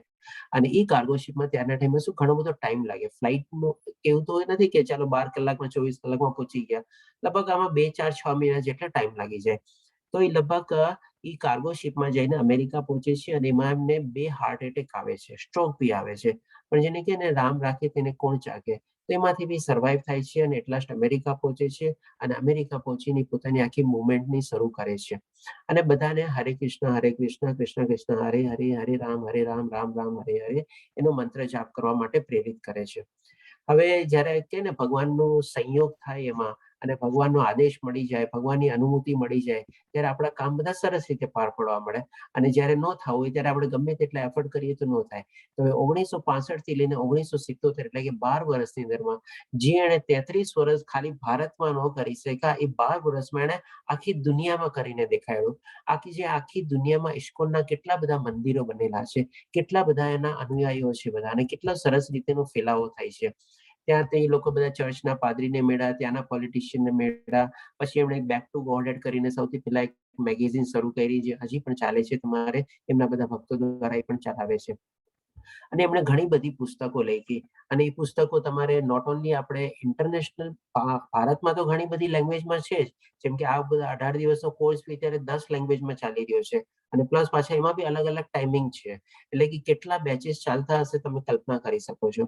અને એવી જ રીતે નોટ ઓનલી ઇન્ડિયન લેંગ્વેજીસ, તમારે ઇન્ટરનેશનલ લેંગ્વેજીસમાં બી એને ઘણી બધી એવી જર્મન, તે બધી લેંગ્વેજમાં બધા પુસ્તકો લખ્યા, અને એનો અનુવાદ થયો, અને બધા પબ્લિશ થયા. અને એક એમને ભક્તિ વેદાંતા કરીને ટ્રસ્ટ બનાવેલું, બુક ટ્રસ્ટ, જેના દ્વારા બધી પુસ્તકોનું વિતરણ બી થાય છે આજની તારીખમાં. તો આ એની ટોટલ 1965 થી લઈને 1977, એટલે 12 વર્ષની યાત્રા હતી, કે જેમાં એમણે ઇન્ડિયાથી શરૂઆત કરી. 13 ઓગસ્ટ 1965માં એને ઇન્ડિયાથી નીકળ્યા અને અમેરિકા ગયા, અને ત્યાર પછી એને આખા દુનિયામાં આપણે ફેલાવ્યું આપણે ઇસ્કોનનો, અને ઘણી બધી જગ્યાએ આજે ઇસ્કોનના મંદિરો છે આવેલા. તો એવી જ રીતે હવે આજે આપણે આયોજન જેણે કરેલું છે ઓનલાઈન ભગવદ્ ગીતા કોર્સનો, એ જ પણ એક બેંગ્લોરમાં, એટલે મંગલુરુમાં આપણે ઇસ્કોનનું મંદિર છે, રાધા ગોવિંદ મંદિર, જેના પ્રમુખ છે નવનિષ્ઠા દાસ પ્રભુજી, જે પોતે બાય પ્રોફેશન એન્જિનિયર છે, બીટેક આઈઆઈટી કાનપુરથી પાસ થયેલા છે, અને ઘણા વર્ષો સુધી એમને કોલેજમાં જ્ઞાનને બી આપેલું છે, અને આજની તારીખમાં બી વોલેન્ટરી જ્ઞાનને બધું આપે જ છે. અને ત્યાર પછી એમણે ઇસ્કોન જોઈન કર્યું, અને આ એક સરસ મજાનું મુવમેન્ટ શરૂ કરી. અને આ આપણે ત્યાં ઇસ્કોન મંગલુરુની રાધા ગોવિંદની આપણે મૂર્તિ છે, અને મોસ્ટલી મોરલેસ બધા ઇસ્કોન ટેમ્પલમાં આવા જ ટાઈપના દર્શન આપણને જોવા મળે છે. અને આજના તારીખમાં બેંગ્લોરમાં અત્યારે એક નવા મંદિરનું આખું નવનિર્માણ થઈ રહ્યું છે, અને નકશો ને બધું પાસ થઈ ગયું છે, જમીન મળી ગઈ છે, કન્સ્ટ્રક્શન બી ઓલરેડી શરૂ થઈ ગયું છે, ભૂમિપૂજન બી થઈ ગયું છે. ભૂમિપૂજન બી હમણાં થોડા મહિના પહેલા થયું હતું, એનું ઓનલાઈન બી બધું થયું હતું સરસ રીતે. તો એમાં બી જેને આપણે કઈ બી આપણે ઈચ્છા હોય કે કઈ બી હોય તો આપણે એમાં જોડાઈ શકીએ છીએ. એ આપણે કન્સ્ટ્રક્શન વર્કમાં એમાં બી એવી રીતે. હવે આપણે જોઈએ કે આપણે આ જે શ્રીલા પ્રભુપાદાજી છે, એ આપણે એને સુકામે એ Bhagavad Gita as it is follow કરીએ છીએ.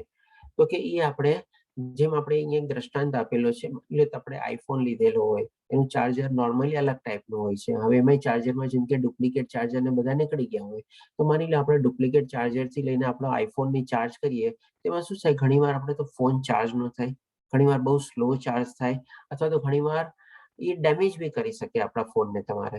તો આ રીતે પણ ભગવાન શ્રી કૃષ્ણના આપણે કહેવા પ્રમાણે કે ભાઈ આ જે ભગવદ્ ગીતાનો જે ઉપદેશ જે છે એ ગુરુ શિષ્ય પરંપરામાં ચાલવો જોઈએ. જેમ આપણે ચોથા અધ્યાયમાં જાણશું ભગવાન શ્રી કૃષ્ણ પોતે કહે છે કે મેં આ ઉપદેશ સૌથી પહેલા વિવાસવન એટલે કે સૂર્ય ભગવાનને આપ્યો, સૂર્ય ભગવાને પછી ઈશ્વાક મનુને આપ્યો, મનુએ પછી ઈશ્વાકુને આપ્યો અને ઈશ્વાકુએ પછી બ્રહ્માજીને આપ્યો, બ્રહ્માજી પછી આપણે નારદ આ તે બધાની આપણે પ્રણાલી ચાલ્યા આવે છે. તો એ રીતે આપણે એમાં સિક્વન્સમાં શ્રીલા પ્રભુપાદાનું 32મું નામ આવે છે. ઇમ્પોર્ટન્ટ જે બધા એમાં ગુરુ શિષ્ય પરંપરામાં છે એ પ્રમાણે. તો આ જે આખી સિક્વન્સ છે હું તમને ચોથા અધ્યાયમાં આના ઉપર એક સ્લાઇડ છે એ આપણે કવર કરશું, જેમાં 32મા નંબરે શ્રીલા પ્રભુપાદાનો નંબર છે. તો આ રીતે ગુરુ શિષ્ય પરંપરામાં આપણે ભગવદ્ ગીતાને ફોલો કરીએ છીએ. કારણ કે આજે શું છે ઘણી બધી ભગવદ્ ગીતાઓ એવી પબ્લિશ થાય છે અલગ અલગ પબ્લિશર દ્વારા, અલગ અલગ રાઇટર દ્વારા, અલગ અલગ ઓથર દ્વારા અને બધા પોતપોતાના એના મંતવ્યને આપે છે. ત્યારે આમાં શું છે જે ભગવાન શ્રી કૃષ્ણ બોલ્યા એ જ રૂપે આપણે શ્લોક તો છે જ, પણ એનું જે ઇન્ટરપ્રિટેશન ને બધું જે આપણે કહીએ ને ભગવાન શ્રી કૃષ્ણનો જે કહેવાનો મતલબ હતો એ જ અહીંયા આપણે પ્રગટ કરીએ છીએ. એટલા માટે જે Shrimad Bhagavad Gita as it is યથાર્થ રૂપે આપણે વાંચીએ છીએ અને આપણે એને ફોલો કરીએ છીએ. કારણ કે ભગવાન શ્રી કૃષ્ણના કહેવા પ્રમાણે પણ એ ગુરુ શિષ્ય પરંપરામાં ચાલવી જોઈએ. એ ક્યાંય વચ્ચે બ્રેક ન થવી જોઈએ.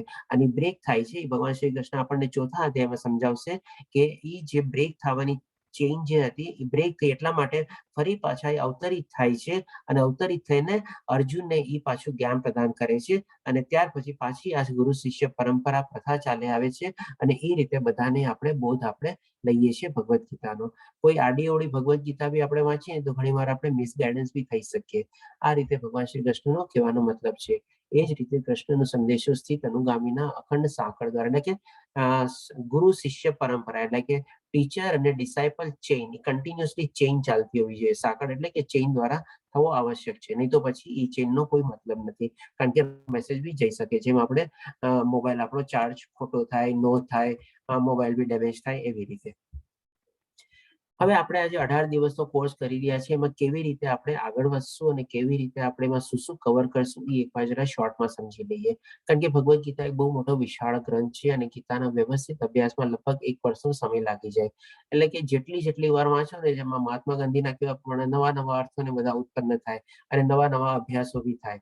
તો એ રીતે 18 દિવસમાં આપણે જે કરશું એ એક શું છે ભગવાન શ્રી કૃષ્ણ અને કૃષ્ણ વચ્ચે જે સંવાદની જે ફ્લો ઓફ થોટ્સ થયો હતો એ મેઇનલી ઓવરઓલ આપણે કવર કરશું અને જે ઇમ્પોર્ટન્ટ શ્લોકા છે એ આપણે કવર કરશું અને એ ધ્યાન રાખશું કે જે મેઇન 5 ચીજ આપણે સમજવાની છે એ 5 ચીજ આપણે એમાં કવર કરી લેશું આપણે આ 18 દિવસના કોર્સમાં. અને બીજો આપણો મેઇન મોટિવ છે કે ભાઈ આના જે આપણા મેંગલુરુ દ્વારા આપણાના લેવલ 2, લેવલ 3 અને લેવલ 4 બી ચાલે છે. આપણે આજે 18 દિવસનો કોર્સ છે લેવલ 1 છે. આના પછી લેવલ 2, લેવલ 3 અને લેવલ 4 બી છે. તો જેને હજી પોતાની આધ્યાત્મિક જર્ની આગળ વધારવી હોય તો એના માટે એક પ્રિપેરેટરી કોર્સ હોવો જોઈએ. જેમ આપણે હોય ને ગ્રેજ્યુએટ કરીએ તો first year, second year, third year, fourth year ત્યારે જઈને આપણે ગ્રેજ્યુએટ થઈએ. એવી રીતે બી આપણા 4 લેવલ છે. એ ચારેય લેવલ પાસ કરીએ ત્યારે આપણે આધ્યાત્મિક જર્નીમાં સારી એવી પ્રગતિ કરી કહેવાય. તો ડેફિનેટલી એ નેક્સ્ટ લેવલ માટે આપણે પ્રિપેરેશન કરવા માટે આ લેવલ 1 આપણને કામ આવી શકે. તો આ 2 મેઇન મોટિવ છે આપણે 18 દિવસના કોર્સના. હવે આપણે જોઈએ કે ભાઈ આ ભગવદ્ ગીતા ઉદ્ભવી કેવી રીતે, ભગવદ્ ગીતા જન્મી કેવી રીતે, કઈ એવી સિચ્યુએશન હતી, ક્યાં એવા સર્કમસ્ટાન્સીસ હતા કે જેથી કરીને ભગવાન શ્રી કૃષ્ણે અર્જુનને આ જ્ઞાન આપવું પડ્યું અને એ ભગવાન શ્રી કૃષ્ણે આપણને જેમ આપણે પેલું પિક્ટોરિયલ રિપ્રેઝન્ટેશન ગાયને દોહે છે અને દોહ્યા રૂપે વાછરડું તરીકે ઉભું રહીને આપણને આ જ્ઞાન મળ્યું, તો એવી કઈ સિચ્યુએશન હતી તો એ આપણે જોઈ લઈએ. કારણ કે બધી ચીજનું એક ઓરિજિન હોય. તો હવે એમાં શું છે 21મા શ્લોકમાં જ્યારે અર્જુન ભગવાન શ્રી કૃષ્ણને કહે છે કે હવે તમે મારો રથ યુદ્ધ ભૂમિની વચ્ચોવચ્ચ જઈને ઉભો રાખો કે જેથી કરીને હું જોઈ શકું કે મારે કોની સામે લડવું છે અને કોણ લોકો મારી સામે લડવા આવ્યા છે અહીંયા. એટલે કે આપણે કે ને બર્ડ્સ આઈ વ્યૂ, એટલે કે ઘણીવાર તમને દ્રષ્ટાંત રૂપે સમજાવું. ઘણીવાર કોઈ જગ્યાએ શું કોઈક ધરતીકંપ આવ્યો હોય અથવા કોઈ પૂર આવ્યું હોય કે કોઈ ક્ષતિગ્રસ્ત થયું હોય તો મોટા પોલિટિશિયન લોકો શું કરે કે ભાઈ હેલિકોપ્ટરમાં જઈને આખી જગ્યાનું પોતે મુઆવજો કરે, કેવી રીતે છે, શું છે એવી રીતે. તો અહીંયા પણ એવી જ રીતે અર્જુને શું છે આખું કુરુક્ષેત્રના મેદાનનું બર્ડ આઈ વ્યૂ લેવા માંગતો હતો. અહીંયા કોણ કોણ આવ્યા છે, મારે સેમી કોની સામે લડવું, કઈ વ્યૂહરચના કરવી, કોણ લોકો મારી સામે લડવા તત્પર છે. એવી રીતે જ્યારે અર્જુન કહે છે, બાણ ઉપાડી અને કહે છે ભગવાન શ્રી કૃષ્ણને કે તમે મારો રથ યુદ્ધ ભૂમિની વચ્ચોવચ લઈ જાઓ અને હું જોવા માંગુ છું કે કોણ મારી સામે લડવા આવ્યા છે અને મારે કોની સામે લડવાનું છે. ત્યારે ત્યાં જઈને ભગવાન શ્રી કૃષ્ણ એના કહેવા પ્રમાણે ત્યાં જઈને ઉભો રાખી દે છે રથ, અને પછી ભગવાન શ્રી કૃષ્ણ કહે છે જો આ બધા તારે કુરુના બધા છે એની સામે તારે લડવાનું છે. હવે જેવો અર્જુન ત્યાં બધાને જોવે છે તો એને શું દેખાય છે? પોતાના મામા, પોતાના પુત્રો, પૌત્રો, પોતાના સગા સંબંધીઓ, પોતાના જાણીતા, પોતાના મિત્રો, પોતાના ગુરુઓ, પોતાના દાદાના દાદાના દાદા, ભીષ્મ પિતામહ એ બધા દેખાય છે. અને ધેટ મીન્સ કે બધા એના પોતાના ને પોતાના જ દેખાય છે, બીજું કોઈ એને કઈ દેખાતું જ નથી. તેને એમ લાગે છે આ બધા સામે મારે લડવાનું. અને ત્યારે પછી પોતાનું હવે પછી કહે છે કે હવે હું વધારે ઉભો રહી નથી શકતો, મારા હાથ ધ્રુજવા માંડ્યા છે, ધનુષ છોડી દે છે, મારી ત્વચા બળવા લાગી છે, મારું ગળું સુકાઈ રહ્યું છે, હું બોલી નથી શકતો, મારી ભાન વહી ગઈ છે, અને પોતે હેઠો બેસી જાય છે. ત્યારે આ સ્થિતિમાં પછી એના પોતાના જે બધા પ્રશ્નો જે છે એ પણ આપણે લેશું હવે. એ લીધા પછી ભગવાન શ્રી કૃષ્ણ એને ત્યારે જ્ઞાન આપે છે. એટલે કે આ પહેલા અધ્યાયમાં ભગવાન શ્રી કૃષ્ણ એક શ્લોક બી નથી બોલતા. બીજા શ્લોકથી જ્યારે 7મા શ્લોકમાં જ્યારે અર્જુન શરણાગતિ લે છે અને ગુરુપદ આપે છે ભગવાન શ્રી કૃષ્ણને, ત્યાર પછી ભગવાન શ્રી કૃષ્ણ ગુરુપદ પોતાનું લે છે અને ત્યાર પછી ભગવદ્ ગીતાનું આરંભ થઈ શકે આપણે કહી શકીએ. તો એકચ્યુઅલમાં ભગવદ્ ગીતા આપણે બીજા અધ્યાયથી શરૂ થઈ શકે, પણ ડેફિનેટલી એના બેકગ્રાઉન્ડ તરીકે અર્જુનનો જે વિષાદ યોગ હતો એના જ કારણે તો ભગવાન શ્રી કૃષ્ણ બોલ્યા ને. તો આ સિચ્યુએશન હતી, આ સર્કમસ્ટાન્સીસ હતા કે જેથી કરીને ભગવદ્ ગીતા આપણને આજે એનો બોધ મળશે અને એનું જ્ઞાન મળશે આપણને, કે જે આપણે આ 18 દિવસમાં કવર કરવા જઈ રહ્યા છીએ. તો હવે આપણે જોઈએ આગળ કે આ સિચ્યુએશન હતી કે જ્યાંથી ભગવદ્ ગીતાનું ઉદ્ભવ સ્થાન આપણે કહી શકીએ. હવે આપણે પહેલો અધ્યાય લઈએ જેનું નામ છે અર્જુન વિષાદ યોગ, એટલે કે અર્જુનનો વિલાપનો યોગ, એટલે કે એના દુઃખનું કારણ, એને એવો કયો વિષાદ જન્મ્યો, એવો કયો વિલાપ જન્મ્યો, કયું એના મનમાં એવું દુઃખ જન્મ્યું, કયું એના મનમાં એવી વ્યથા એવી બધી કે જેથી કરીને આખી આપણને ભગવદ્ ગીતા સાંભળવા મળી. તો આપણે આ ચીજ છે ને એક સંક્ષિપ્તમાં લેશું આપણે, જેમ કે ત્રણે આવી ગયા ફોટા બરાબર. આખો અધ્યાય જે છે ને આપણે એક સ્લાઇડમાં આપણે જો કવર કરવા ચાહીએ ને તો એક જ સ્લાઇડમાં કવર થઈ જાય એના જેવું છે. જ્યારે અર્જુન ત્યાં પહોંચી ગયો વચ્ચોવચ અને એ બધું જુએ છે, ત્યારે અર્જુનની સ્થિતિ શું છે? જે પ્રમાણે કીધું, માથે હાથ દઈને બેસી જાય છે, ગાંડી છૂટી ગયું છે, તમે એના આંખમાંથી અશ્રુધારાઓ બી જોઈ શકો છો, રોવા માંડે છે રીતસરનો, અને કહે છે કે મને કઈ સમજાતું નથી એ રીતે. હવે એ જ યુદ્ધ ભૂમિમાં બીજા બે જોયેલું તમારે. બીજું કોણે જોયું? તો કે આ ધૃતરાષ્ટ્ર. ધૃતરાષ્ટ્ર જો કે જોયું એટલે કે આંધળો હતો, પણ એ કોના દ્વારા જોતો હતો? તો કે સંજય દ્વારા બધું જોતો હતો. એ પણ આપણે આગલા સ્લાઇડમાં સમજશું કે ભાઈ સંજય કેવી રીતે એને બધું સંભળાવે છે અને આપણે કે છે બધું. તો આખી યુદ્ધ ભૂમિમાં અર્જુને, ભગવાન શ્રી કૃષ્ણે જે અર્જુનને જ્ઞાન આપ્યું એ ધૃતરાષ્ટ્રે આપણે સાંભળ્યું સંજય દ્વારા. અને એ જ ચીજ આપણે કહી શકીએ કે ત્યાં દુર્યોધન બી પ્રેઝન્ટ હતો. એણે બી બંને સેના જોઈ, પણ એણે શું જોયું? અર્જુને શું જોયું, દુર્યોધને શું જોયું, અને ધૃતરાષ્ટ્રે શું સાંભળ્યું અને શું જોયું? તો આ આપણે કહી શકીએ કે આ એક છે તમોગુણ, ટોટલી અજ્ઞાન. આજે દુર્યોધન ધૃતરાષ્ટ્ર ચાહત તો યુદ્ધને રોકી શકત. રાજા તરીકે એના હાથમાં ઘણા પાવર હતા, ઘણી શક્તિ હતી, અને ઇવન એના દીકરાને બી રોકી શકત ટોટલી, પણ એને ટોટલી અંધકાર જીવન જીવવું અને ટોટલી આપણે જે કરવાનું હતું એ ન કરે તો એ આપણે કહી શકીએ તમોગુણમાં જીવે છે. અને જેને જ્ઞાન હોય અને તો પણ અજ્ઞાની બને અને જે કરવાનું હોય એ ન કરે અથવા એનાથી ઉલટું કરે ત્યારે એ તમોગુણમાં જીવતો એ કહી શકીએ. આ છે ટોટલી તમોગુણ. આ આપણે કહી શકીએ કોમ્બિનેશન ઓફ રજોગુણ અને તમોગુણ, કારણ કે એનામાં બંને હતા. રાજ્ય મેળવવાની લાલસા હતી અને ડેફિનેટલી એનામાં પૂરેપૂરું જ્ઞાન નહોતું, એટલે આપણે તમોગુણી બી કહી શકીએ. બંનેનો પ્રોપોર્શન મોરલેસ મેજોરિટી પોર્શન જ હતો. સતોગુણ એના ટોટલી સબડ્યુડ હતા. અને આ જે છે આપણે અર્જુન, કે જે ભગવાન શ્રી કૃષ્ણનો બહુ સારો મોટો ભક્ત હતો અને બહુ કોમળ હૃદય વાળો હતો, એટલે જ એના મનમાં આવી ભાવના જન્મે, કરુણા જન્મે, બધાને જોઈને એના મનમાં વ્યથા જન્મે, વિલાપ જન્મે કે મારે આ બધા સામે લડવાનું, મારા ગુરુઓને મારવાના મારે, મારા પિતાના પિતાના પિતાને મારવાના મારે, મારા પુત્રો પૌત્રોને મારવાના મારે, આ બધું. એટલે એના મનમાં કરુણા જન્મી. તો આ આપણે કહી શકીએ કે સાત્વિક ગુણમાં જીવતો હતો. તો આ ત્રણ આપણે છે પિક્ટોરિયલ રિપ્રેઝન્ટેશન તરીકે ત્રણેયને આપણે અલગ અલગ રીતે હવે સમજીએ. સૌથી પહેલા આપણે ધૃતરાષ્ટ્રને જોઈએ. ધૃતરાષ્ટ્રનો તમે અહીંયા ફોટો જોઈ શકશો કે ભાઈ આંધળો છે પણ એના મોઢા ઉપર કેટલી ચિંતા, સ્ટ્રેસ, ટેન્શન, ડિસ્ટ્રેસ છે. એ શું કે છે અહીંયા સૌથી પહેલા શ્લોક દ્વારા. અને ટોટલ જે 700 શ્લોક છે, 700 શ્લોકમાંથી 574 શ્લોક જેટલા ભગવાન શ્રી કૃષ્ણ બોલે છે. લગભગ 84 શ્લોક જેવા અર્જુન બોલે છે, 41 શ્લોક આપણે સંજય બોલે છે, અને એકમાત્ર શ્લોક જે છે જે આપણે કહી શકીએ કે આપણે ઓપનિંગ શ્લોક કહી શકીએ. આપણે ભગવદ્ ગીતાનો ઓપનિંગ શ્લોક તરીકે પહેલો શ્લોક જ ધૃતરાષ્ટ્ર બોલે છે. આખા 700 શ્લોકમાં બીજા કોઈ શ્લોક ધૃતરાષ્ટ્ર બોલતો નથી. તો શું કે છે? ધૃતરાષ્ટ્ર ઉવાચ ધર્મક્ષેત્રે કુરુક્ષેત્રે સમવેતા યુયસ્સ મામકા પાંડવશ્ચૈવ કિમ કુર્વત સંજય. એટલે કે ધર્મક્ષેત્ર અને કુરુક્ષેત્ર એટલે કે યુદ્ધ ભૂમિ જે છે કુરુક્ષેત્રને, એને હવે આ શ્લોકને જો આપણે સરસ રીતે સમજીએ ને તો આમાં આખા આપણને મહાભારતનું ચિત્ર આપણી સામે આવી જાય કે શું કામે થયું અને એનું કારણ ધૃતરાષ્ટ્ર કેવી રીતે હતો. એ શું કે છે? ધર્મક્ષેત્રે કુરુક્ષેત્રે. હવે કુરુક્ષેત્રનું મેદાન છે. હવે ધર્મક્ષેત્રને શું કામ કહે છે? તો કે ત્યાં ભગવાન શ્રી કૃષ્ણ પોતે હાજર હતા, ધર્મ સાથે હતો. કારણ કે શું છે? બે જણની વચ્ચે યુદ્ધ હતું, ધર્મ અને અધર્મ વચ્ચેનું યુદ્ધ હતું. એટલા માટે એને ધર્મક્ષેત્ર આપણે કહી શકીએ. અને કુરુક્ષેત્ર એટલે કે જગ્યાનું નામ છે એવી રીતે. અને સમવેતા એટલે ભેગા થયેલા, યુયુત્સવ એટલે કે ફાઇટિંગ કરવા માટે, લડવા માટે ભેગા થયેલા છે. હવે આ જે મીન્સ છે આ તો બરાબર નોર્મલ થઈ ગયું. હવે મામકા અને પાંડવ કી વર્ડ છે ને, એ મેઇન કારણ હતું આખું મહાભારત સર્જાવાનું. આજે મામકા એટલે કે મારા, અને પાંડવાશ્ચૈવ એટલે કે એને પાંડુને અલગ કરી નાખ્યો. પાંડુ ધૃતરાષ્ટ્રનો ભાઈ હતો, બંને સગા ભાઈ હતા. પણ અહીંયા હવે એને શું કર્યું કે જ્યાર પછી એને નોર્મલી કે મોટા ભાઈ તરીકે એની ડ્યુટી શું હોય તમારે કે જયારે એના ભાઈના મૃત્યુ થઈ ગયું હોય તો એના પુત્ર, એની પત્નીઓને બધાને એને પ્રોટેક્શન આપવું જોઈએ, એની કાળજી લેવી જોઈએ. પણ એને તો શું કર્યું? ઉલટું કર્યું. અહીંયા એને શું કર્યું કે ભાઈ પોતાના પુત્રોને અલગ કરી નાખ્યા અને પાંડવ પુત્રોને અલગ કરી નાખ્યા. અને આજની તારીખમાં બી આપણે જોઈએ જ્યાં જ્યાં આવા બે ભાઈ વચ્ચેના ઝઘડા હોય છે ત્યાં મહાભારત ઊભું ને ઊભું થાય છે ને થાય જ છે. અને એ જ ચીજ ધૃતરાષ્ટ્રે કઈ રીતે એને પોતાના પુત્રોને મામકા તરીકે અલગ કરી નાખ્યા અને પાંડવના પુત્રોને પાંડવ કરીને અલગ કરી નાખ્યા. અને આખા બંનેને એક ને આપણે એક હવે આના પછીના સ્લાઇડમાં આપણે સમજશું એને કેવી રીતે એમણે કર્યું. તમારે હા, અહીંયા આપણે સંજયનું સોરી કહેવાનું ભૂલાઈ ગયું.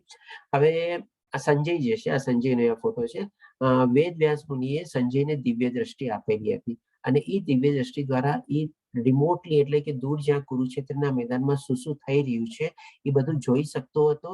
અને ભગવાન શ્રી કૃષ્ણ અને અર્જુન વચ્ચેની જે સંવાદ ચાલે છે એ બધું બી સાંભળી શકતો હતો. અને એ બધું સાંભળીને અને જોઈને ધૃતરાષ્ટ્રને એ સંભળાવે છે કે આ ચાલી રહ્યું છે, આવી રીતે થયું છે. કારણ કે સૌથી પહેલા જયારે ધૃતરાષ્ટ્રને કહે છે કે તું મને કે શું થઈ રહ્યું છે, કિમ કુર્વત સંજય, કે ત્યાં બધા ભેગા થયેલા છે, લડવા થયેલા છે, શું કરે છે. ત્યાર પછી જે સંજયને દિવ્ય દ્રષ્ટિ હતી વેદવ્યાસ મુનિ દ્વારા મળેલી હતી એ પોતાની દિવ્ય દ્રષ્ટિ દ્વારા ત્યાં જોવે છે, સાંભળે છે અને બધું ધૃતરાષ્ટ્રને વર્ણવે છે. હવે આને આપણે કમ્પેરિઝન કરી શકીએ લાઈવ ટેલિકાસ્ટ રીતે. આજે જેમ હોઈ શકે ને કે ઘણી વાર આપણે બીજા કન્ટ્રીમાં અને બીજી જગ્યાએ આપણે મેચો ચાલતી હોય, ક્રિકેટ મેચો કે ક્યાં ચાલતી હોય તેનું લાઈવ ટેલિકાસ્ટ આપણે ઘરે બેઠા જોઈ શકીએ છીએ. એવી રીતે અહીંયા ધૃતરાષ્ટ્ર ઘરે બેઠા લાઈવ ટેલિકાસ્ટ બધું સંજય દ્વારા જોઈ શકીએ છીએ. તો એ નવી એ ટાઈપની એવી બધી ટેકનોલોજી હશે માની લ્યો આપણે, તો એ રીતે આપણે ઇમેજિન કરવાનું છે. હું તમને છે ને આવી રીતે આખા આપણા ઓલામાં દાખલા આપતો રહીશ અને જેથી કરીને તમે તમારી રોજબરોજની લાઈફમાં બી એને કનેક્ટ કરી શકો, તમે એને યાદ બી રાખી શકો અને તમને સરસ રીતે સમજાવી શકે. તો just for the sec of the simplicity આવી રીતે તમને હું સમજાવતો રહીશ અને દાખલા આપતો રહીશ.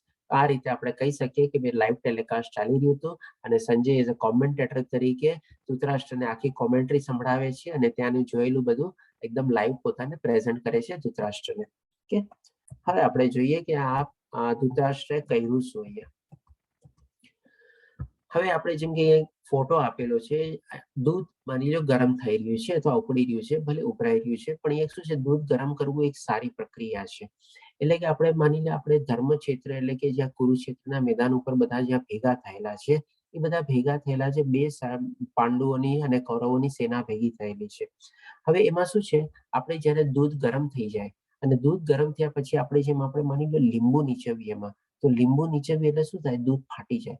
દૂધ ફાટવાનો મતલબ શું છે કે એમાંથી પાણી પાર્ટ અલગ નીકળી જાય અને ક્રીમ પાર્ટ અલગ નીકળી જાય. તો અહીંયા આપણે ધૃતરાષ્ટ્રએ શું કર્યું? ઈ જ કર્યું. એણે શું કર્યું? આખું લીંબુ નીચવી લીધું તમારે. લીંબુ શેરી રીતે નીચું તો કે ભાઈ એને અલગ કરી દીધા કે મામકા અને પાંડવા એટલે કે મારા પુત્રો અને પાંડવના પુત્રો શું કરી રહ્યા છે.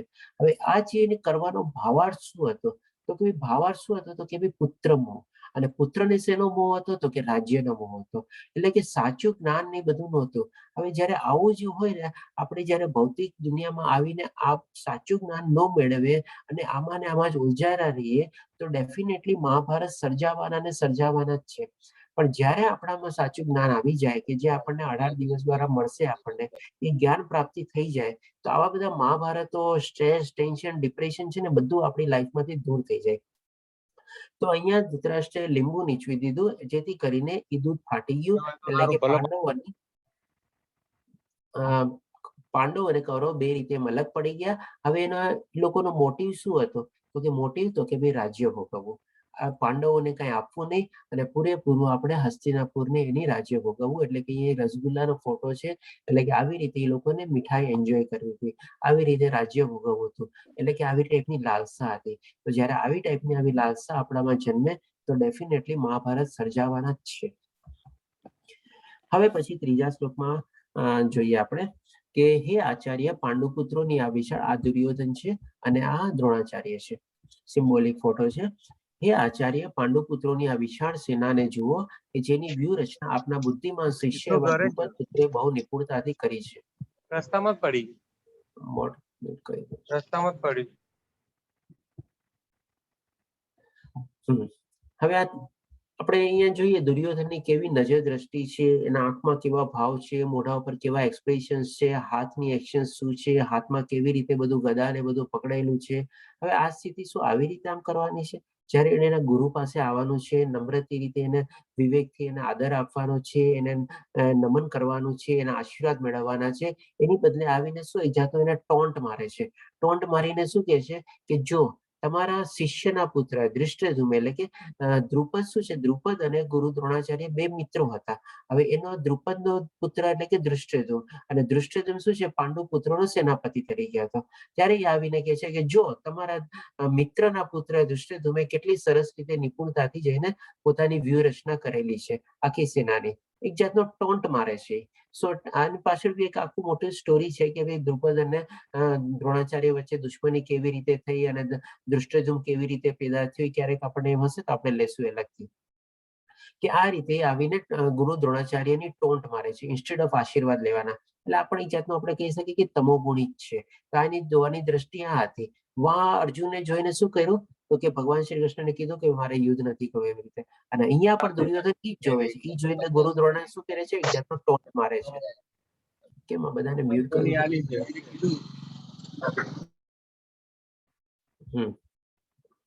તો આવી રીતે બધાને જોવાના દ્રષ્ટિકોણ અલગ અલગ હતા. હવે પછી આપણે જોઈએ થોડોક ઓર ક્લોઝઅપ ફોટો છે. એની આંખોના એક્સપ્રેશન, મોઢાની બોલી, કેટલી રૂડલી વાત કરે છે, એ બધું એવી રીતે. હવે 19મા શ્લોકમાં જોઈએ. આમ આકાશ અને પૃથ્વી પર પ્રતિધ્વનિ થતા વિભિન્ન ગગનભેદી શંખોના નાદે ધૃતરાષ્ટ્રના પુત્રોના હૃદયોને વિદીર્ણ કર્યા. હવે જે આજની તારીખમાં હોય ને કે કોઈક જાન નીકળી હોય તો જાન નીકળે ત્યારે શું કોઈ લગ્ન ચાલતી હોય ત્યારે બેન્ડ બાજા વાગે અને બધા નાચ ગાન કરે અને ગીતો વાગે ને બધું કરે. તો એ ટાઈપના જમાના બી જયારે આવી મોટી કોઈ યુદ્ધ થતા ને તો બધા છે ને પોતપોતાના શંખનાદ કરતા અને શંખનાદ કરીને ત્યાં બી નગારા વાગતા, વાજિંત્રો વાગતા બધા, અને એ લોકો બધા એકબીજાનો પ્રોત્સાહન વધારતા, બધાને ઉત્તેજિત કરવા માટે આ બધું થતું. તો બધા જે શંખનાદ બી કરતા ને બધામાં અલગ અલગ અવાજ હતા અને અલગ અલગ શેપના બધા શંખ વગાડતા, અને એ રીતે બધા એ લોકોની નિપુણતા બી એવી રીતે હતી કે એવા ટાઈપના એ લોકો શંખ વગાડી શકતા હતા. તો આ શંખનાદનો પણ એક છે ને બહુ સરસ ચીજ છે અહીંયા આપણે સમજવા જેવી કે જ્યારે સૌથી પહેલા દુર્યોધનને ખુશ કરવા માટે છે ને ભીષ્મ પિતામહ સિંહની ગર્જના વાળો શંખનાદ કરે છે. હવે જયારે સિંહની ગર્જના થાય ને ત્યારે બધા લોકો ભયભીત થઈ જાય.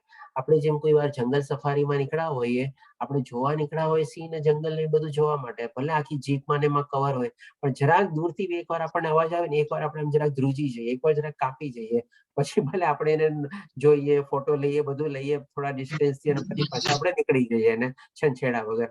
તો એવી રીતે સિંહની ગર્જના કરે છે. એટલે શું છે, બધાની જાતને ભયભીત કરવા માટે. કારણ કે ભયભીત કોણ થાય? જે ખોટું હોય, જે અધર્મ હોય. આજે કૌરવ સેના એક ટાઈપની અધર્મી હતી, ખોટાને રિપ્રેઝન્ટ કરી રહી હતી, એટલે એ ટાઈપથી સિંહની ટાઈપની ગર્જના કરે છે. પણ આ બાજુ જે પાંડવ લોકો જે શંખનાદ કરે છે, તેમાં સૌથી પહેલા શ્રી કૃષ્ણ ભગવાન પંચજન્ય નામનો શંખ વગાડે છે, અર્જુન દેવદંત નામનો શંખ વગાડે છે, યુધિષ્ઠિર અનંત વિજય નામનો શંખ વગાડે છે, ભીમ પૌંડ્ર નામનો શંખ વગાડે છે, નકુલ સુઘોષા નામનો શંખ વગાડે છે, અને સહદેવ જે છે મણિપુષ્પકા નામનો શંખ વગાડે છે. તો આ બધા જે શંખો વાગે છે, પ્લસ એની બાકી બધા જે યોદ્ધાઓ હતા એ બધા બી પોતપોતાના શંખો વગાડે છે. એ લોકો જે શંખો વગાડે છે ને, એ સામેવાળાના અહીંયા શું લખેલું છે કે ધૃતરાષ્ટ્રના પુત્રોના હૃદયોને વિદીર્ણ કરી ગયા. એટલે કે એના હૃદયને આર પાર કરીને એ શંખનો નાદ નીકળી ગયો, અને જેના કે પગ કાપવા માંડ્યા, એ લોકો બધા ધ્રુજવા માંડ્યા. તો હવે જયારે કોઈ સાચું માણસ ખોટાની સામે આવીને ઉભો રહીએ ને, અને એ જયારે પોતાનો અવાજ પ્રોડ્યુસ કરે ને, તો સામેવાળા ડેફિનેટલી કાપવા માંડે અને ધ્રુજવા માંડે, અને એના પોતાની પગ તળેથી જમીન સરકી જાય, એવી ટાઈપની સિચ્યુએશન ઊભી થાય. એટલા માટે અહીંયા આપણે હવે તમે વિચારી શકો છો કે સંજયે જે સાંભળ્યું એ રીતે અહીંયા વર્ણવે છે કે ભાઈ ધૃતરાષ્ટ્રના પુત્રોના હૃદયને વીણી ગયા. દેટ મીન્સ એની જોવાની દ્રષ્ટિ કેટલી પાવરફુલ હશે. એ જે શંખ વાગ્યો, એનો જે હર્ષનાદ થયો, એ હૃદયની ઇફેક્ટ આ લોકો પર શું થઈ, એટલું સરસ રીતે વર્ણવે છે અને ધૃતરાષ્ટ્રને કહે છે. તો આ રીતે આપણે બધા અલગ અલગ શંખનાદ થાય છે. હવે મેઇન ચીજ આવી ગઈ આપણે આ અધ્યાયની. આપણે જે અર્જુનના મનમાં 4 પ્રશ્નો ઉભા થાય છે. સૌથી પહેલા કરુણા. એટલે કે શ્લોકા નંબર 28 અર્જુન કહે છે કે ભાઈ મારા તો બધા સામે રિલેટિવ્સ છે, ફ્રેન્ડ્સ છે, વેલવિશર છે, પુત્રો છે, મામાઓ છે, પિતાના દાદાના બધા દાદા છે, ગુરુઓ છે, આ બધા છે, બધાની સામે હું કેવી રીતે લડું, એ સમાજ સામે લોકોને કેવી રીતે મારું. એટલે કે એનું મન હૃદય જે છે કરુણાથી એકદમ ભરાઈ આવે છે, અને આપણે કહીએ કે દુર્બળ બની જાય છે. પછી ભગવાન શ્રી કૃષ્ણ આગળ આપણે જોશું બીજા અધ્યાયમાં એક શ્લોક દ્વારા અર્જુન એ રીતે બોલાવે છે કે ભાઈ તારી દુર્બળ અવસ્થા આવી રીતે કેવી રીતે થઈ. એ રીતે માટે એને દુર્બળ કહે છે કે તારું હૃદય આવી દુર્બળતાથી કેવી રીતે ભરાઈ ગયું. કે કારણ કે ટોટલી વિલાપમાં આવી જાય છે અને રોવા બી માંડે છે. જેમ આપણે હોય ને કે ભાઈ કન્યાનો વિદાય થતી હોય ત્યારે કેવા બધા ભાવ ભય થઈ જાય અને બધા રોવા માંડે, એવી રીતે. પછી અર્જુન બીજો એક કારણ આપે છે કે ભાઈ મને કોઈ આનંદ મળશે નહીં. હવે આનંદ શું છે, કેવી રીતે કમ્પેર કરે છે કે ભાઈ આ બધાની સામે માની લે હું લડી બી લઉં, લડી લઈને બધાને મારી બી લઉં, મારી લીધા પછી મને મારું રાજ્ય બી મળી ગયું, કારણ કે લડાઈ તો એના માટે હતી ને, હસ્તિનાપુરની ગાતીને એના માટે રાજ્ય બી મળી ગયું, તો પણ મને આનંદ શું મળશે. હવે આમાં તમને સિમ્પલ દ્રષ્ટાંત આપું. માની લો કોઈ આપણે નાના છોકરાએ કે કોઈ બર્થડે પાર્ટી હોય, અથવા તો કોઈ તમે માની લો કોઈ લગ્ન કે પ્રસંગ તમારા ઘરે આવે અને તમે બધાના ફ્રેન્ડ્સ રિલેટિવ્સ બધાને બોલાવ્યા હોય. હવે માની લો ફંક્શનમાં કોઈ કારણસર બધા કોઈ આવી ન શક્યા, તો તમે શું એન્જોય કરી શકવાના, સેલિબ્રેટ કરી શકવાના? એ નાના છોકરાએ માની લો એના 10, 12, 15 બર્થડે ફ્રેન્ડ્સ બધાને બોલાવ્યા અને કોઈ કારણસર ન આવી શક્યા, એને તો એકલા હાથે કેક કાપવાની રહેશું, એને મજા આવે? કઈ નો જ મજા આવે ને. શું થાય લગ્નમાં બી આવી માની લો તમારા કોઈ બહુ ક્લોઝ રિલેટિવ્સ ને કોઈ વગેરે મહેમાન ને બધા ન આવે, તો તમને જરાક મનમાં થાય ને કેમ નહીં આવ્યો હશે, શું થયું હશે, એમ કેમ કરીને. આવી રીતે અર્જુનની બી સિચ્યુએશન છે કે ભાઈ માની લો બધાને મારી બી લાખી જે જીતી બી લઈશ તો મને આનંદ શું મળશે? કારણ કે બધાને મારીને જ તો મેં ગાદી મેળવી, તો એમાં મારી આનંદ શું? એન્જોયમેન્ટ નામનું કોઈ નથી. આ બીજું એક આર્ગ્યુમેન્ટ અને લોજિક અર્જુન ભગવાન શ્રી કૃષ્ણ સામે પ્રસ્તુત કરે છે કે ભાઈ હવે હું લડવા માંગતો નથી. પેલા તો મારા રિલેટિવ્સ છે, બીજું એ કે બાય ચાન્સ માની લો લડી બી લઉં, જીતી બી લઉં, તો મને તો કોઈ એન્જોયમેન્ટ છે નહીં, મને કોઈ આનંદ છે નહીં, તો ભાઈ શું કામ? પછી શું કે છે કે ત્રીજું એનું કારણ મૂકે છે કે ભાઈ મને પાપ લાગે છે. પાપ એ શું કામે લાગે છે? તો કે ભાઈ જેની ગોદીમાં હું રમેલું છે, જે ભીષ્મ પિતામહની ગોદીમાં હું રમેલો છું, એની સામે હું બાણ ઉઠાવું અને એને મારું, એનો નાશ કરું. અને જેને મને વિદ્યા આપી, ગુરુ દ્રોણ, આજે મારે ગુરુ હત્યા કરું, આજે ગુરુ હત્યા અને મારા પિતાના બધાની હું નાશ કરું, એ લોકોની હત્યા કરું, તો પાપી ગણાવ. આવો મોટો એને પાપ એને લાગે છે કે ભાઈ ડેફિનેટલી આ મારે પાપ આવું કરવું નથી. એ 36મા શ્લોકમાં આવે છે. પછી જે કૌટુંબિક પરંપરાઓ છે ને, તો અર્જુન બહુ સરસ રીતે લંબાવે છે. કમસે કમ 5 થી 6 શ્લોકમાં 39 થી લઈને 45 શ્લોક સુધી વર્ણવે છે. હવે આ સિચ્યુએશન શું હોય છે? તો કે ભાઈ એ કહે છે કે ભાઈ જયારે કુરુક્ષેત્રનું યુદ્ધ હતું ત્યારે એમાં શું છે, એક ગણતરી પ્રમાણે 18 અક્ષરોની સેના એટલે કે આજની તારીખમાં લગભગ જે 6 અબજનું પોપ્યુલેશન છે ને એક ગણતરી પ્રમાણે એ ઓલમોસ્ટ ઇક્વલ ટુ ધેટ પોપ્યુલેશનની ગણતરી હતી 18 અક્ષરોની. બીજી એક ગણતરી પ્રમાણે કંઈ કહે છે કે અમુક લાખની એવી ત્યાં સેનાઓ હતી. આપણે એક કેલ્ક્યુલેશનમાં નથી જતા, પણ એક માની લો બહુ મોટી સેનાને બધા હતા, અસંખ્ય માણસો મળ્યા હતા કે છે ને આટલું મોટું યુદ્ધ ક્યારેક આજની ઇતિહાસમાં બી લડાણું નથી તમારે, ઇવન વર્લ્ડ વોર કરતા બી મોટું હતું કે છે. તો એ અર્જુન વિચારે છે કે માની લો અહીંયા બધા જે મેલ મેમ્બર્સ બધા ફાઇટ કરવા આવ્યા છે એના બધાના ઘરમાં તો મેમ્બર્સ છે, બધા વૃદ્ધામાં છે, એના સ્ત્રીઓ છે, એના પુત્રો છે, બાળકો છે, બધા છે. અહીંયા બધા માની લો આ બધા જે લડવા આવ્યા છે બધા હણાઈ જશે, બધા મરાઈ જશે, તો એ લોકોનો પરિવારનો નિર્વાહ કોણ કરશે? પરિવારનું ભરણ પોષણ કોણ કરશે?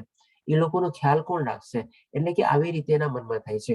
હજી પછી ઓર આગળ જાય છે કે માની લો એના નિર્વાહ માટે, ભરણ પોષણ કરવા માટે કોઈક ને કોઈક આડી અવળી પ્રવૃત્તિમાં ઇન્વોલ્વ થશે. માની લો એમાંથી વિચારે છે કે સ્ત્રીઓ દૂષિત થશે. હવે સ્ત્રીઓ દૂષિત થાય એટલે આપ સમજી શકો છો કે ભાઈ કેવી પછી એની પ્રજા ઉત્પન્ન થાય. એટલે કે ઓર એક સ્ટેપ આગળ વધે છે અને ભગવાન શ્રી કૃષ્ણને કહે છે કે એમાંથી વર્ણસંકર પ્રજા ઉત્પન્ન થશે કારણ કે સ્ત્રીઓ દૂષિત થશે. હવે પછી હજી ઓર આગળ વધે છે કે જો વર્ણસંકર પ્રજા વધશે અને એની વસ્તી વધશે તો પછી ડેફિનેટલી આપણા જે પિતૃઓ છે એ લોકોને પિંડદાન કોણ કરશે? એ લોકોને જે પાણી હોય કે એ લોકોને જે આપણે શ્રાદ્ધમાં ને બધું કરીએ એ બધું કોણ કરશે? અને આ બધી આખી જે પરંપરાઓ જે બધી ચાલી આવે છે એ ટોટલી કોલાપ્સ થઈ જશે, ટોટલી તૂટી જશે અને આખી અર્થવ્યવસ્થા અને બધું જે છે ટોટલી એકદમ નાશ પામશે. તો આટલું બધું પાપ આપણને ચડશે. અને આ રીતે બહુ આટલું ડિટેલમાં વર્ણવે છે ભગવાન શ્રી કૃષ્ણને અને કહે છે કે મારે આવા પાપમાં નથી બંધાવું. અને લાસ્ટમાં પછી 6થા શ્લોકમાં જે આવતા અધ્યાયમાં આવશે કે ભાઈ આ બધાના કારણે કન્ફ્યુઝ છે અને પોતાનું ડિસિઝન નથી લઈ શકતો કે મારે યુદ્ધ કરવું કે ન કરવું. હવે આ રીતે આપણે આ મારા ખ્યાલથી આપણે છેલ્લી સ્લાઇડ છે, ટાઈમ બી થઈ ગયો છે, લઈ લઈએ. તો આ રીતે એના પહેલા પ્રશ્નો બધા ઉભા થાય છે. હવે પ્રશ્નો ઉભા થયા પછી હવે આપણે જોઈએ કે આ યુદ્ધ જે લડાડો એનો નિર્ણય શું આવે છે. નિર્ણય આપણને બધાને ખબર છે અને એ નિર્ણય રૂપે આપણે જોઈએ કે પાંડવોની જીત શું કામે થઈ. તો આ 9 મેઇન કારણ હતા. સૌથી પહેલા તો ધર્મક્ષેત્ર એટલે કે ધર્મ એ લોકોની સાથે હતો, પાંડવોની સાથે હતો, એટલા માટે એ લોકો જીતા. બીજું દૈવી રથ. દૈવી રથ એટલે કે આ જે રથ હતો એ અગ્નિ દેવતાની દેન હતી અર્જુનને. અગ્નિ દેવતાને આપણે કમ્પેર કરી શકીએ આજની તારીખમાં જે મોસ્ટ પાવરફુલ બધી જે મિસાઇલ હોય છે ને એમાં આ રથ જે છે ગમે તેટલી સ્પીડે ગમે ત્યાં જઈ શકતો હતો. એટલો મોટો પાવરફુલ રથ આના આપણે અગ્નિ દેવ દ્વારા એને ગિફ્ટ તરીકે મળેલો હતો. પછી કપિધ્વજા, અહીંયા આપણે જોઈશું કપિધ્વજા એટલે હનુમાનજીનો ફોટો હતો. જેમ હનુમાનજીએ ભગવાન શ્રી રામને સાથ આપ્યો હતો અધર્મની સામે લડવા માટે, એવી રીતે અર્જુન હનુમાનજીની શરણાગતિ લે છે અને એને તમારે પોતાના ધ્વજ ઉપર રાખે છે. અને રામ અવતાર પછી કૃષ્ણ અવતાર આપ્યો, અહીંયા ભગવાન શ્રી કૃષ્ણ બી છે, તો એ પણ ભગવાન અને અર્જુન પણ એને રીતે સિમ્બોલિક રીતે વર્ણવે છે. તો એ આપણે પોતાનું જે બળ ને બધું હતું એ અર્જુનમાં આવી ગયું હતું, એ રીતે આપણે કહી શકીએ. એક ઇન્સિડન્સ એવો બી છે કે એક બે બાણ હનુમાનજીએ પોતે એને રોકેલા હતા એ અર્જુનની સામે એટેક કરતી વખતે. પછી શંખનાદ જે આપણે સરસ રીતે જોઈ ગયા કેવી એની ઇફેક્ટ હતી. પછી ગાંડીવ. હવે અર્જુનના હાથમાં જે ગાંડીવ હતું એટલે કે આ બાણ છોડવાનું જે હતું એ ઇન્દ્ર ભગવાનની દેન હતી. ઇન્દ્ર ભગવાન દ્વારા એમને ગિફ્ટ મળેલું હતું અને એ પણ એટલું પાવરફુલ હતું કે ગાંડીવ એટલા માટે ગાંડીવધારી કહેવાતો અર્જુનને. અને એ ગાંડીવ એટલે કે બહુ જ કોઈ એની ધનુષને તોડી ન શકે એવી ટાઈપનું હતું. પછી ડેફિનેટલી એની પાસે એવા બધા શસ્ત્રો હતી, પશુપતિસ્ત્ર એટલે કે ભગવાન શંકર ભગવાન દ્વારા એમને વરદાન મળેલા હતા. સ્ટ્રોંગમાં સ્ટ્રોંગ એની પાસે શસ્ત્ર હતા, ઇન્ક્લુડિંગ બ્રહ્માસ્ત્ર અને બધા હતા એની પાસે. હવે ત્યારના જમાનામાં જેમ આજે બધી અલગ અલગ મિસાઇલ્સ ને બધી હોય છે ને એ ટાઈપના બધા એવા અલગ અલગ શસ્ત્રો હતા કે જે શસ્ત્રોમાંથી આગ નીકળે, વર્ષા નીકળે, ધુવાડો નીકળે, મલ્ટિપલ થઈને જાય ને એવી રીતે બધા શસ્ત્રો એ લોકો છોડતા. પછી ત્યક્ત જીવિતા, આને આપણે પછી લેશું. અને પછી મોક્ષદા એકાદશી એટલે કે જે દિવસે મહાભારતનું યુદ્ધ શરૂ થયું હતું એ દિવસે મોક્ષદા એકાદશી હતી એટલે કે ઓસ્પિશિયસ ડે. અને ઓસ્પિશિયસ ડે કોને સાથ આપે તો કે ધર્મને સાથ આપે. અને ભાગ્યલક્ષ્મી એટલે કે ભાગ્ય એટલે કે આપણે ફોર્ચ્યુન, એ પણ કોની સાથે હોય? જ્યાં ભગવાન હોય અને ધર્મ હોય એની સાથે ભાગ્યલક્ષ્મી હોય. આપણે હજી 18મા અધ્યાયમાં જયારે છેલ્લા શ્લોકો આવશે ત્યારે સંજય પોતે કહે છે કે જેની સાથે શ્રેય, વિજય આ બધું હોય એની જીત નિશ્ચિત છે. ઇનડાયરેક્ટલી યુદ્ધ શરૂ થયા પહેલા ઓલરેડી સંજય ધૃતરાષ્ટ્રને કહી દે છે કે કૌરવો હારી ગયા છે, પાંડવ જીતી ગયા છે, કારણ કે આ બધા કારણ છે એના કારણે. અને લાસ્ટમાં ડેફિનેટલી ઋષિકેશ એટલે ભગવાન શ્રી કૃષ્ણ એમની સાથે હતા. હવે આ ત્યક્ત જીવિતા આપણે લઈ લઈએ. ત્યક્ત જીવિતા એટલે કે શું છે? આપણે 9મા શ્લોકમાં ધૃતરાષ્ટ્ર બોલે છે કે તમે જુઓ, તો જ્યારે ગુરુ દ્રોણની સામે બધું વર્ણવે છે સેનાઓ, કે તમે જુઓ કેટલા બધા મહારથી લોકો મારા માટે મરવા રેડી છે અને પોતાની જાન દેવા માટે રેડી છે, આવું બોલે છે. અને પછી હજી એક શ્લોકમાં બોલે છે કે ભાઈ સામેની સેના જે છે તમારે એ ભીમ દ્વારા સુરક્ષિત છે અને જીતવાને લાયક છે, અને આપણી જે સેના છે એ ભીષ્મ દ્વારા સુરક્ષિત છે અને એ હારવાને લાયક નથી. એવા કોન્ટ્રાડિક્ટરી વર્ડ યુઝ કરે છે. તો હવે આપણે ત્યક્ત જીવિતાનો મતલબ શું છે કે બહુ સ્મોલ રીઝન છે, પણ ઘણીવાર શું છે આપણે ન બોલવાનું બોલી જઈએ. જેમ કે તમને દાખલો આપું, માની લો એક નાનો છોકરો પાર્કમાં રમવા જતો હોય, તારી મમ્મીને કહે કે મમ્મી હું પાર્કમાં રમવા જાઉં છું. મમ્મી શું કહે ને? હા બેટા જા રમજે, ધ્યાન રાખજે, પડતો નહીં, પગ નહીં ભાંગતો, લોહી નહીં કાઢતો. હવે આ બધું બોલવાની શું જરૂર છે? એના કરતા સિમ્પલ કે ને, હા ભાઈ આરામથી આવો, તું તારો રમીને આવજે, આનંદ કરીને આવજે, મજા કરીને આવજે, બસ. એટલા માટે અહીંયા શું છે, ઘણીવાર આપણે ન બોલવાનું બોલી જઈએ છીએ, અથવા તો ન ચાહતા હોય ને એવું બોલી જઈએ છીએ, અને એ જ પછી ઘણીવાર થાય છે. હવે જે માતાએ કીધું હોય, પગ નહીં ભાંગતો, લોહી નહીં કરતો, પણ ઘણીવાર શું ત્યાં પડે જ, પગ ભાંગે, લોહી નીકળે છે, એવું બધું થાય. આ રીતે દુર્યોધન જે 2 શ્લોકમાં કહે છે એ આ સ્મોલ રીઝન છે ત્યક્ત જીવિતા. એટલા માટે આપણે બી એક આપણું લર્નિંગ છે કે જે આપણે જે ન ઈચ્છતા હોઈએ, ન ચાહતા હોઈએ, કોઈ દી ભૂલે ચૂકે બી બોલવું નહીં, ત્યાં ચૂપ રહી જવું આપણે, બસ. ઓકે, તો આ એક ત્યક્ત જીવિતા નામનું રીઝન છે. તો અહીં આપણો પહેલો અધ્યાય પૂરો થાય છે. આ 5માં અલગ અલગ ટોપિક્સ છે જે અલગ અલગ શ્લોકોમાં આપણે કરીએ છીએ, અને આ બધાનું આપણને પીડીએફ પ્રેઝન્ટેશન ને બધું મળી જશે. હવે આપણે પ્રશ્નો હોય તો લઈ શકીએ છીએ આપણે. હરે કૃષ્ણ, જય શ્રી કૃષ્ણ. જય શ્રી કૃષ્ણ. મારો સવાલ એ છે કે જે આપણે આની અંદર જોયું કે શંખનાદને એક મહત્તા આપવામાં આવી છે, અને શંખોના પણ સ્પેસિફિક નામ છે, જેવા કે પંચજન્ય, દેવદત્ત. તો આના પર થોડું વિશેષ માહિતી મળી શકશે કે શંખોના સ્પેસિફિક નામ કેમ છે અને એનું મહાત્મ્ય કેમ બતાવ્યું છે? ડેફિનેટલી તમે થોડું ઘણું સર્ચ કરશો તો તમને આનું પણ ડેફિનેટલી મળી જશે. જેમ કે કૃષ્ણ ભગવાને પંચજન્ય શંખ વગાડ્યો હતો, તો પંચજન્ય કરીને એક છે ને રાક્ષસી એ ટાઈપમાં પ્રજા હતી કે જેનો એમણે નાશ કર્યો હતો અને એના ઉપર વિજય પ્રાપ્ત કર્યો હતો. અને વિજય પ્રાપ્ત કર્યા પછી એને આ તમારે શંખ મળે છે, અને એ શંખ પછી જ્યારે એ વગાડે છે તમારે, એટલા માટે એનું નામ આપણે પંચજન્ય શંખ તરીકે પડેલું છે. અને અર્જુનને જે દેવદંત મળેલો હતો, દેવદંત એટલે કે દેવોનો દીધેલો દંત આપણે, તો એ પ્રમાણે એનું નામ પડેલું છે. આ રીતે બધાના અલગ અલગ ડેફિનેટલી જેમ તમે કીધું ને, નામ છે, સિગ્નિફિકન્સ છે, મિનિંગ છે અને ઇમ્પોર્ટન્સ બી છે. અને એ રીતે બધાના એ લોકોના શંખનાદ થાય છે અને નામ થાય છે. હવે અત્યારે બધાનું એક એક ડિટેલમાં તો મને એટલું યાદ બી નથી, પણ જેમ કે 1-2 સિમ્બોલિક રીતે મને યાદ છે એ મેં તમને કીધું. પણ તમે તો સર્ચ કરશો તો તમને આનું બી મળી જશે, અને એમ હશે તો હું બી જોઈ અને તમને પછી આનું કહીશ ડિટેલમાં તમારે. જય શ્રી કૃષ્ણ. બીજા કોઈ પ્રશ્ન? હેલો સર, જય શ્રી કૃષ્ણ. હા માતાજી. મારો સવાલ એ છે કે પાંડવોમાં ખાલી અર્જુનને જ કેમ આ બધા સવાલો ઉપજ્યા? કારણ કે બીજા 4 જે પાંડવો છે એને આ બધું અસર શું કામ ના થઈ? એ લોકોની સામે પણ એટલા જ રિલેટિવ્સ હતા, પણ અર્જુને જ શું કામ આ ક્વેશ્ચન્સ કર્યા? હરે કૃષ્ણ માતાજી, બહુ સારો પ્રશ્ન છે આપનો. તો આમાં એવું છે ને કે આપણે જેમ મેં તમને કીધું ને કે એક આપણે સિમ્બોલિક પિક્ચર તરીકે લેવાનું છે કે ભગવાન શ્રી કૃષ્ણ એક ગ્વાલા તરીકે છે ત્યાં, અને એ આપણે ભગવદ્ ગીતા એટલે કે વેદ ઉપનિષદ બધાનું જ્ઞાન જે છે, અને સામે એક અર્જુનને માધ્યમ બનાવ્યો છે. અને આપણે કહી શકીએ કે ભાઈ ઈ ટાઈપમાં એક એવી માયા ભગવાને રચેલી કે જેથી કરીને અર્જુન, કારણ કે અર્જુન પર છે બહુ મોટો મહારથી બી હતો, અને સાથે સાથે બહુ દયાળુ બી હતો, અને ભગવાન શ્રી કૃષ્ણનો મોટો ભક્ત બી હતો. અને એ જ રીતે આપણે આગલા અધ્યાયમાં બી બધા જોશું કે અલગ અલગ નામથી જ્યારે ભગવાન શ્રી કૃષ્ણ બોલાવે છે અર્જુનને, અને એ પ્રમાણે નામથી સંબોધે છે કે તારામાં આ ગુણ છે, તારામાં આ ગુણ છે, એવી રીતે. તો હવે ઈ ત્યારે શું એક આખી માયા સર્જેલી હતી કે જેના દ્વારા અર્જુન એ પ્રમાણે પ્રભાવિત થાય છે અને ઈ એવી કન્ડિશનમાં આવી જાય છે કે જેના મનમાં આવી લાગણી ઉદ્ભવે છે, જેના મનમાં આવો દુઃખ ઉદ્ભવે છે, જેના મનમાં આવો વિલાપ ઉદ્ભવે છે અને ઈ આવા પ્રશ્નો પૂછે છે ભગવાન શ્રી કૃષ્ણને. અને ભગવાન શ્રી કૃષ્ણ એક આપણને કહે ને કે ગ્વાલા રૂપી એ આખું જ્ઞાન પ્રદાન કરે છે અર્જુનને અને એ એક સિચ્યુએશન આખી ક્રિએટ થાય છે. અને જે પ્રમાણે કેલ્ક્યુલેશન છે એ પ્રમાણે લગભગ 45 મિનિટની અંદરમાં ભગવાન શ્રી કૃષ્ણ આખું જ્ઞાન અર્જુનને પ્રદાન કરી દે છે. એટલે કે જસ્ટ લાઈક જેમ આજની તારીખમાં આપણે કહીએ ને એક આપણે હાર્ડ ડિસ્કમાંથી બીજી હાર્ડ ડિસ્કમાં જેમ ડાટા ટ્રાન્સફર કરતા હોઈએ અને કેટલી ઓછી ટાઈમમાં કેટલા મોટા જીબીના ડાટા ટ્રાન્સફર થઈ જાય, એવી રીતે આખું જ્ઞાન જે છે એ ભગવાન શ્રી કૃષ્ણ દ્વારા પૂરેપૂરું અર્જુનના માઇન્ડમાં આવી જાય છે, ટ્રાન્સફર થઈ જાય છે અને એ જ્ઞાન પણ આપણને આજેનો બેનિફિટ આપણે લોકો લઈ રહ્યા છે.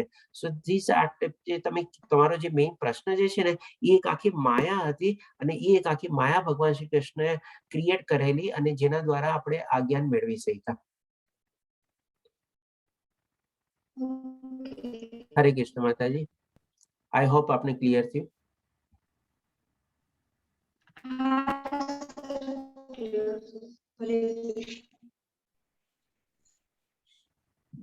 બીજા કોઈ પ્રશ્ન?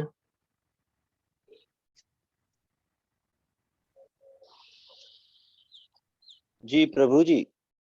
હા શૌર્ય પ્રભુજી. હું શૌર્યના પપ્પા બોલું છું. એકચ્યુઅલી મેં મારા મોબાઈલ થી જોઈન કરવાનું સ્ટાર્ટ કર્યું હતું બટ અનફોર્ચ્યુનેટલી કઈ ટેકનિકલ પ્રોબ્લેમ ના હિસાબે થયું નહીં. તો ઇનિશિયલી હાફ એન અવર જેવું જે છે મારાથી બધું મિસ થઈ ગયું છે. તો હું સાંજે એક 8 વાગ્યાની બેચ છે જોઈન કરી શકું? એની લિંક મને મળી શકે કે જ્યાંથી હું જોઈન કરી શકું? પ્રભુજી 8 વાગ્યાની લિંક તો મારી પાસે નથી પણ ડેફિનેટલી આ બધાનું ક્લાઉડ રેકોર્ડિંગ થાય છે અને હું આ જેવો ક્લાસ પૂરો થશે એનું પછી ક્લાઉડ રેકોર્ડિંગ આપણે ગ્રુપમાં શેર થઈ જશે તમારે, તો તમને આનું રેકોર્ડિંગ બી મળી જશે અને તમે એની સાંભળી શકો છો. Okay okay okay. જય શ્રી કૃષ્ણ. હરે કૃષ્ણ. હરે કૃષ્ણ. મારે ખ્યાલથી તમે ચેટ બોક્સમાં બી ટાઈપ કર્યું હતું. યસ યસ યસ મેં ટાઈપ કર્યું હતું. જી જી. હું કહેવાનો જ હતો. જી જી જી. અચ્છા, હજી એક આપની સામે જાહેરાત છે. આપણે જે શ્લોકા પઠન જે છે સવારે અડધી કલાક પહેલા શરૂ કરી દઈએ છીએ 5:30 થી. તો જેને શ્લોકા પઠનમાં ઇન્ટરેસ્ટ હોય અને જેને શ્લોકા શીખવાની બી થોડીક ઈચ્છા હોય અથવા થોડું ઘણું જાણતા હોય અને પઠન કરવાનો શોખ હોય તો આપ સવારે જોડાઈ શકો છો. દીપ્તિ માતાજી લે છે અત્યારે શ્લોકા પઠન અને બહુ સરસ રીતે શીખવાડે બી છે અને બહુ સરસ રીતે એમને સંસ્કૃતનું નોલેજ છે અને શ્લોકા પઠન કરે છે. આજે જેમ કે સવારે આપણે જે જોડાણા હશે અને સાંભળ્યા હશે અને એનો અનુવાદ બી આપણે લઈએ છીએ. તો જેને ઇન્ટરેસ્ટ હોય પ્લીઝ આપણે કાલે 5:30 જોડાઈ જજો અને જો આપ શ્લોકા વાંચવામાં બી ઇન્ટરેસ્ટ હોય તો બી દીપ્તિ માતાજીની સાથે જોડાઈ શકો છો. ટર્ન બાય ટર્ન આપણે શ્લોકા લેશું અને થોડું ઘણું શીખવા બી મળશે આપણને. સેમ લિંક દ્વારા જ? હા પ્રભુજી, શું કહે છો? સેમ લિંક દ્વારા? સેમ લિંક દ્વારા જ તમે 5:30 થી જોડાઈ શકો છો. હા, સેમ લિંક. હા ઓકે ઓકે. હરે કૃષ્ણ પ્રભુજી. હા હરે કૃષ્ણ રાજેન્દ્ર પ્રભુજી. અનુવાદ લઈ શકીશ? અનુવાદ લઈ શકશો તો કાલે તમે અનુવાદ માટે જોડાશો? હા જી. Okay, very good. તો કાલે તમે અનુવાદ લેજો. આજે મેં લીધો તો અનુવાદ, કાલે તમે લેજો. કાલે 72 શ્લોકા છે ચેપ્ટર 2 માં અને થોડું મોટું છે. તો દીપ્તિ માતાજી તમે શું કહો છો? અડધી કલાક પહેલા જોડાશો તો થઈ જશે કમ્પ્લીટ કે પછી થોડું હજી ઓર વહેલું જોડાવું છે? અડધી કલાકમાં થઈ જશે? જો કોઈને થોડા બીજો અધ્યાય મોટો છે એટલે એવું હોય તો 5:20 પણ ચાલશે. ઓકે, તો રાજેન્દ્ર બાપુજી આપ 5:20 જોડાઈ જશો દીપ્તિ માતાજી સાથે? ઓકે, તો કાલે તમે બંને જોડાઈ જજો 5:20. હું પણ એ પ્રમાણે જેટલું બને એટલું વહેલું જોડાવાની કોશિશ કરીશ અને આપણે બીજા જેને ઇન્ટરેસ્ટ હોય એ બી જોડાઈ શકીએ છીએ સાથે. હા, વિરલ માતાજી આપનો હેન્ડ રેઝ છે, પૂછી શકો છો આપ પ્રશ્ન. મારું નામ દેસાઈ છે. વિરલ પ્રભુજી છે. ઓકે. પ્રશ્ન એ છે કે શા માટે કૃષ્ણ ભગવાને ગીતા જ્ઞાન આપવા માટે કોઈ તે વખતે બધું જ શક્ય હતું પરંતુ ક્લાસરૂમ કે કોઈ એવી વ્યવસ્થા નહીં અને યુદ્ધ ભૂમિ જ શા માટે પસંદ કરી? ઓકે, તમારો પ્રશ્ન બી સારો છે. હવે આમાં પસંદગી નાપસંદગીનો સવાલ છે ને નથી થતો. પસંદગી નાપસંદગી ભગવાન શ્રી કૃષ્ણ નથી કરી. આજે અર્જુનની એવી સ્થિતિ થઈ કે જ્યારે એને ભગવાન શ્રી કૃષ્ણને તો સૌથી પહેલા આદેશ રૂપે કહે છે 21મા શ્લોકમાં કે તમે મારા રથને, ત્યારે તો પૂરેપૂરો ઉભો બી થઈ ગયો હતો યુદ્ધ લડવા માટે, કે તમે મારા રથને યુદ્ધ ભૂમિની વચ્ચોવચ લઈને જાઓ અને હું જોવા માંગુ છું કે કોણ આવ્યા છે મારી સામે લડવા અને મારે કોની સામે લડવાનું છે. ત્યાર પછી ભગવાન શ્રી કૃષ્ણ લઈ જાય છે અને પછી કે છે ભાઈ જો આપી તારે બધી સામે બધું ઊભું છે. હવે જોયા પછી જ અમારે અર્જુનની સ્થિતિ એવી થાય છે. એટલે ભગવાન શ્રી કૃષ્ણ ચોઈસ નથી કરી. It is not by choice, it is a default. કે ભાઈ કારણ કે એની પહેલા તો ભગવાન શ્રી કૃષ્ણ બી પોતે ટ્રાય કરી જોયું હતું કે ભાઈ યુદ્ધને અટકાવી જોઈએ, પણ યુદ્ધ અટકાણું નહીં. એટલે યુદ્ધ થવાનું હતું એ થયું. અને જે અર્જુન આપણે સ્થિતિ ક્રિએટ કરી એ પણ ત્યાં જઈને જ ક્રિએટ થાય છે. એટલે જે કે ને ભાઈ આપણે ચોઈસ આપણા હાથમાં હોય છે કે ભાઈ આપણે કેવી રીતે ક્યારે કરવું એ પ્રમાણે. આજે અર્જુને ત્યારે તો પેલા યુદ્ધ શું કહેવાય ધનુષ ઉપાડી બી લીધું, યુદ્ધ લડવા માટે બી રેડી થઈ ગયો. પછી ત્યાં જઈને પહોંચીને પોતાના મનની સ્થિતિ એવી થઈ અને એ પ્રમાણે પોતે હાથ મૂકી દે છે અને પોતે કાંપવા માંડે છે, ધનુષ મૂકી દે છે અને પછી ભગવાન શ્રી કૃષ્ણની શરણાગતિ લે છે. ત્યાર પછી ભગવાન શ્રી કૃષ્ણ એને આખું જ્ઞાન પ્રદાન કરે છે. તો આ રીતે ભગવાન શ્રી કૃષ્ણ ચોઈસ નથી કરેલી. It is a choice by default આપણે કહી શકીએ. હરે કૃષ્ણ પ્રભુજી. મોડર્ન મેનેજમેન્ટમાં જોવા જઈએ તો આ જે સિચ્યુએશન, જે ક્વેશ્ચન રેઝ કર્યો is a best answer. It's a situational leadership. Exactly. Situation એવી ઊભી થઈ કે ભગવાને લીડરશિપ લઈને ગીતાનું જ્ઞાન આપ્યું અને અર્જુનને એટલો મોટિવેટ કર્યો કે એને આખું યુદ્ધ જીત્યું. કારણ કે પાંડવોની તરફથી અર્જુન જ મહાયોદ્ધા હતા કે જે યુદ્ધ જીતી શકે, અને એ જ જો ડાઉન થઈ જાય તો યુદ્ધ હારવાના ચાન્સીસ વધી જતા હતા. એના હિસાબે